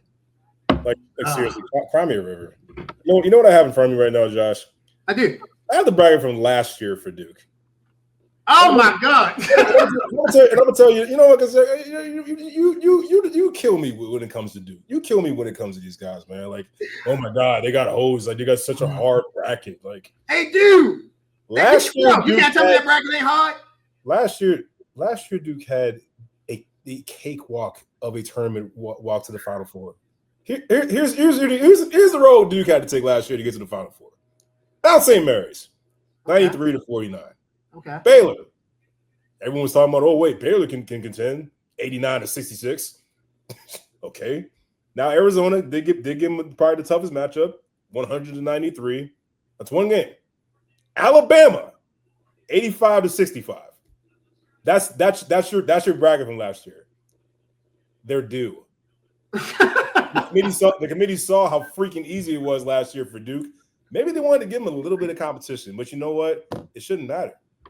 You the Duke Blue Devils. You supposed to be the guys. Like y'all supposed to be. Y'all guys. Everybody's supposed to be scared of Duke, right? Cam Boozer. I just have to put my analyst hat on, my hosting / analyst hat on. I have to be fair to the public, right? I understand that Duke has a tough bracket. Yes, St. John's is tough. Thank you. And a 5 seed. A 5 seed. I think that's robbery because they just beat the living hell out of UConn, who's a 2 seed. So that doesn't make a lot of sense to me at all. None whatsoever. So yeah, the committee. I mean, shocker. The committee screws it up every year. But yeah, they do. Yeah, you got St. John's in there. You got Michigan State in there, and you got Kansas. Like, yeah, you got some guys in there. Bro, let me just say, UCLA is a 7 seed. I'm like, bro, I know UCLA had the best season. I know Mick Cronin was going at his team early in the season. Yeah. If you watch them as the season has progressed, they've gotten better. Yeah, they lost in the Big Ten semifinal game to UC. They beat Michigan State to play Purdue. I know they lost to Purdue, but they played. I did, bro. These all joking aside, these committee members they had to do these situations. They had to do these blind. They had to just throw them in a room, dark room, just throwing stuff at a wall. Okay, that sticks. Okay, there's no way they're a 7 seed. That's crazy. The only thing that I was paying attention to the most, and I'm happy about is that Miami of Ohio got in with Yes. I'm very happy that the committee did not do the BS that we thought they would do and leave Miami of Ohio out. You cannot do that. I don't give a damn what conference you're in. I don't care what your strength of schedule is of your opponent. It is impossible to go undefeated in the regular season in college basketball. Miami of Ohio just did it. It's really, really freaking hard, especially now with the talent that is spread out across the country. Miami of Ohio definitely should have been in the tournament. Do I love that they're in essentially the play-in game? No, I don't love it. But same time, you wanted to prove to people that you belong here and that you can beat anybody. But now you got your chance. Yeah. You got a high conference battle with SMU in the ACC. You beat them. You move on forward. You continue to prove yourself. Now, it'll look bad for Miami of Ohio if they go out there and they lose in a bad fashion, because then that could hurt teams in the future who may not have that tough stretch of schedule, but keep winning, but then they end up in the NIT. So there is pressure on this Miami of Ohio team to perform. Unfair, you can call it that, but that's just what it is right now. Miami of Ohio hasn't played anybody of notice that many people pay attention to in the country. It is what it is. It's still an unbelievable accomplishment that they finished the regular season undefeated. I don't care about that loss in the conference tournament. That happens. Yeah. It's March. Some teams have a great night. It is what it is. I just watched Penn a 15-11 team take out Yale, who was 24-5. Shout out to Fran McCaffrey, by the way, former coach at Iowa. Awesome coach. Crazy dude, but an awesome coach. So he managed to go back to his alma mater and bring Penn back to the national Shout out to Fran McCaffrey and shout out to TJ Powell, former Duke commit and Virginia commit. He had 44 in the Ivy League championship game. Unstoppable. So yeah, shout out to those guys. But, so I mean, this is what the magic of this tournament brings out. It's like, hey, we don't know much about you. You got your chance to show the world who you are. So Miami of Ohio, this is your moment. Take out SMU, keep advancing in the tournament. Let people know that y'all are more than what your strength of schedule is. That's my main thing that I'm looking at. I hope before I ask you for your picks, I hope I'm wrong. I think SMU clips him, bro, because I don't think they've seen a guard like Boopy Miller. I've seen him play a couple times by being, an ACC fan, team being in the ACC. I don't think Miami of Ohio has seen a guard like that. And the way Miami of Ohio likes to play, up and down, run and shoot, that plays into SMU's hands because SMU has the better. They have the better players and the better athletes. So I thought Miami of Ohio should have been in the tournament, not in the first four play in, whatever the hell they want to call it, not in that. So yeah, we agree on that they should have been in. Sad that they lost one game in that conference tournament and they, basically had to be on the bubble. And also, we can't knock Miami of Ohio. They tried to play teams that want to play them for whatever reasons. Teams didn't want to play them. So I hope I'm wrong about Miami of Ohio, but I think SMU clips them, man. I think they get them. And we'll find out. And then also real quick, local matchup for us. It's not exactly what we expected, but UMBC plays Howard in one of the first 4 games too. That'll be something fun to watch for sure, just for the area. Yeah, absolutely. Can't wait to watch Howard and UMBC. That Maryland DC area. Hopefully UMBC can win that. Shout out to Baltimore, University of Maryland, Baltimore County. But I think Howard's the better team. UMBC. I want to cheer for UMBC, but it's like my mom's an alma mater. She went there, but then I know Howard's in DC, but UMBC is just like they're kind of that annoying little brother in Maryland. When there's a Terps, there's Loyola, there's Towson, and then there's UMBC. And their social media team has done a lot of chirping recently. Saying that, hey, Maryland fans, if you want a bandwagon, we welcome you. So it's little things like that where it's like, I don't know if you really want to cheer for you, man. It's like, we want to be happy for you, but then you do stuff like this. Am I not mistaken? Didn't UMBC beat Virginia? They did once as the first 16. Yeah. Not bro. Now it makes sense why the social media team is chirping and all that. So you're living off the past, got it. Yeah. Hey, bro, listen. Some people rather live off the past and live off the present and the future. You know that. So you only can go in that type of situation. More likely than not, you're not Maryland, Duke, North Carolina. You're gonna live off the past more than you know. So you know how that works. But JG, it's time. Need your Final Four predictions and your national champion. All right. So my national championship, my Final Four. I have Michigan State coming out of the East bracket. My South bracket. Give me a second here. I'm trying to get my picks up. In the South bracket, I have the Florida Gators coming back, returning to defend their national championship crown as the 1 seed. In the West bracket, I have the Arizona Wildcats. In the Midwest, I have the Michigan Wolverines. So I have 3 number 1 seeds, and I have a 2 seed at Michigan in my Final Four. Who wins the who wins the national championship? Michigan State, Florida, Arizona, or Michigan? I gotta be honest, like during my conversation with Walt Williams, we were both kind of high on Michigan, but then the Kaysen injury at point guard for Michigan really scares me. And watching what I saw in the Big Ten tournament, that worries me. So I'm trying to stick to my Michigan pick. It's just really shaky right now. So I'm gonna say I'm 50 on Michigan. I'm 49 on Michigan, 51 on Arizona. So I'm going to lean more towards the Arizona Wildcats because they've gotten healthier. They're getting the guys back. Cole Peters back. They just look like the most complete team, in my opinion, that can really just play any style of basketball. They're adaptable. It doesn't matter what you throw at them. They have an answer for everything. So I like Arizona more so than I like Michigan. Michigan, I still think will be in the Final Four. I just think Arizona will eventually cut the nets down. The nets down. Yep. Got you. Arizona. So you like Arizona to win the national championship? Got you.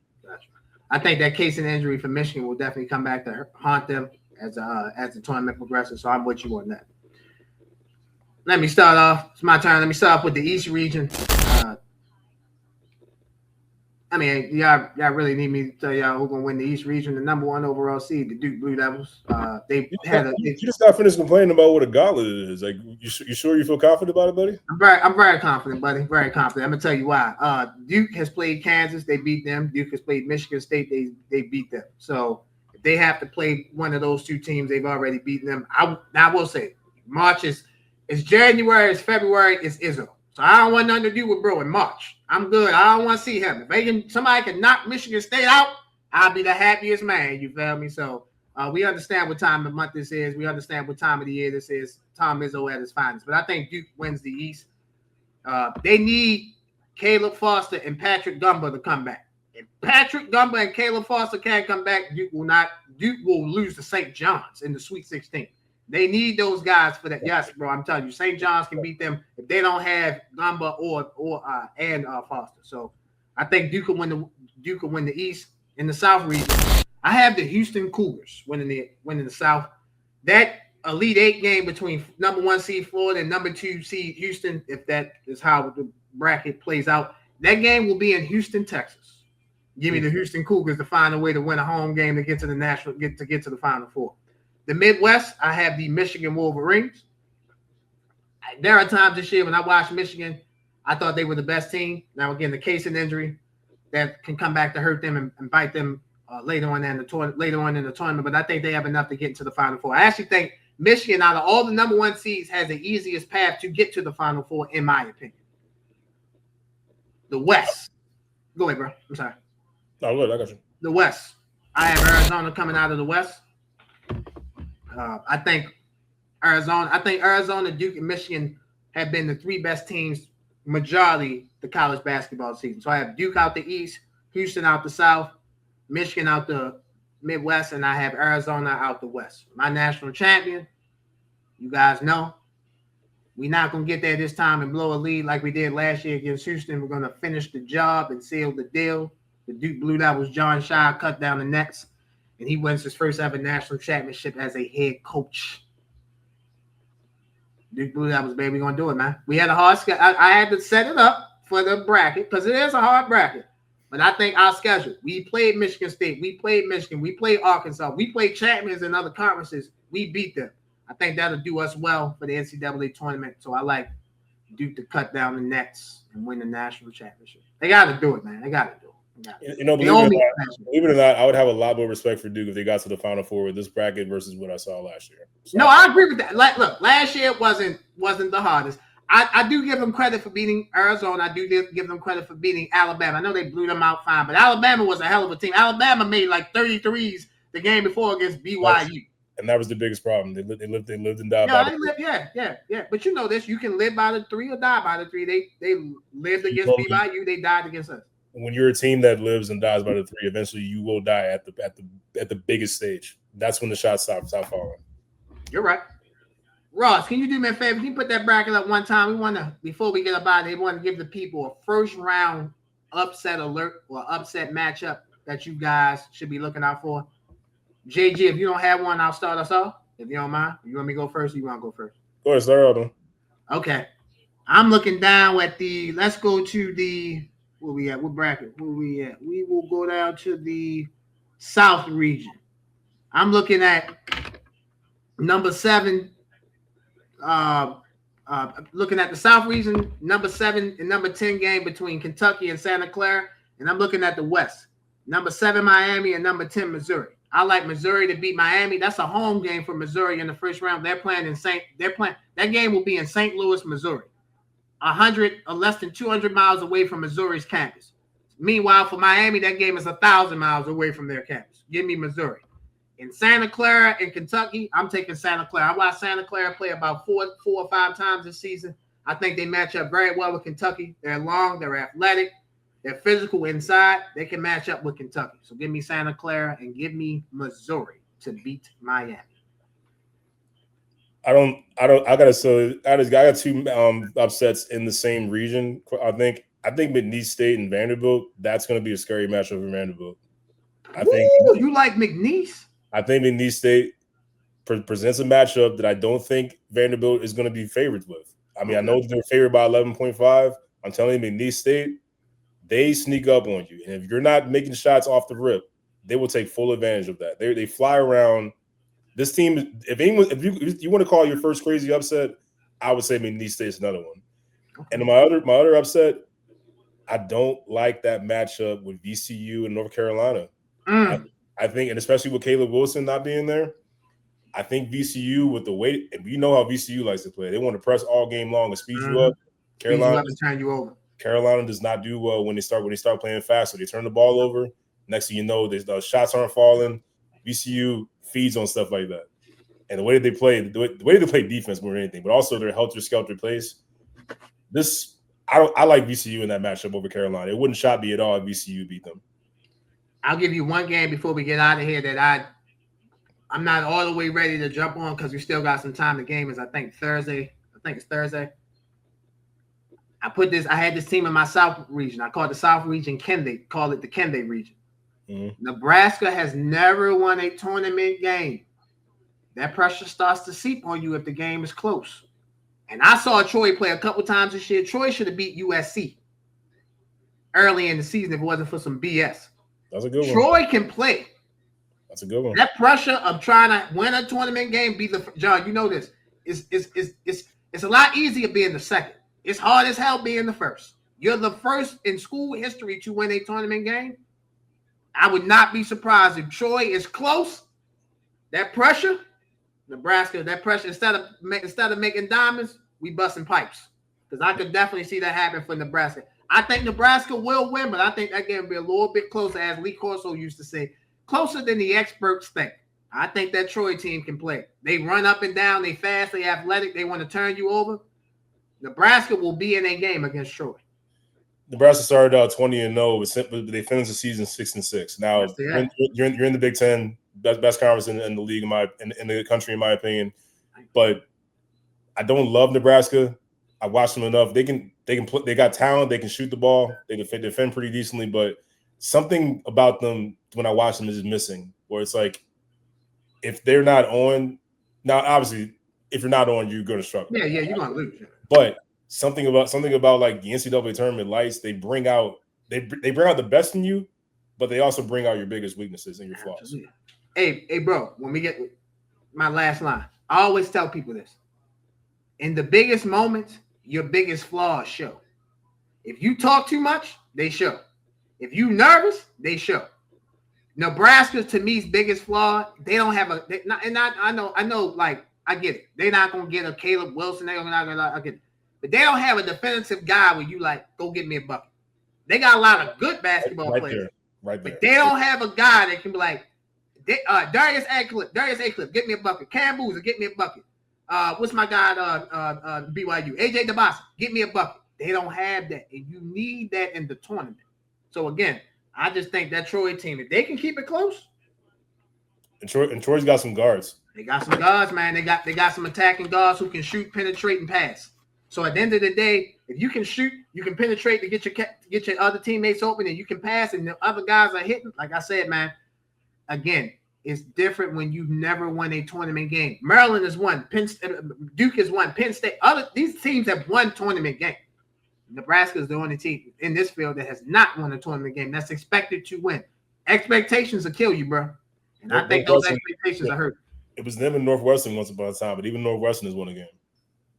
So, ladies and gentlemen, we look forward to March Madness. The first four kicks off Tuesday night on True TV. First four continues Wednesday night on True TV at 6 o'clock. March Madness in full. The round of 64 kicks off Thursday on CBS, TBS, True TV, and TNT. Ladies and gentlemen, I thank you guys for watching episode 76 of the best sports show out, Highly Opinionated. For the best co-host for the best producer, editor, my guy Ross. For the best co-host in the game. I'm doing it right? Oh, yeah. We did it right. Yeah, ladies and gentlemen, I'm learning how to point. I'm new to this. For the best co-host in the game, my guy JG. You make sure you follow, like, subscribe to Club JG Podcast. I am merely Josh. We'll see you guys next week for episode 76. We are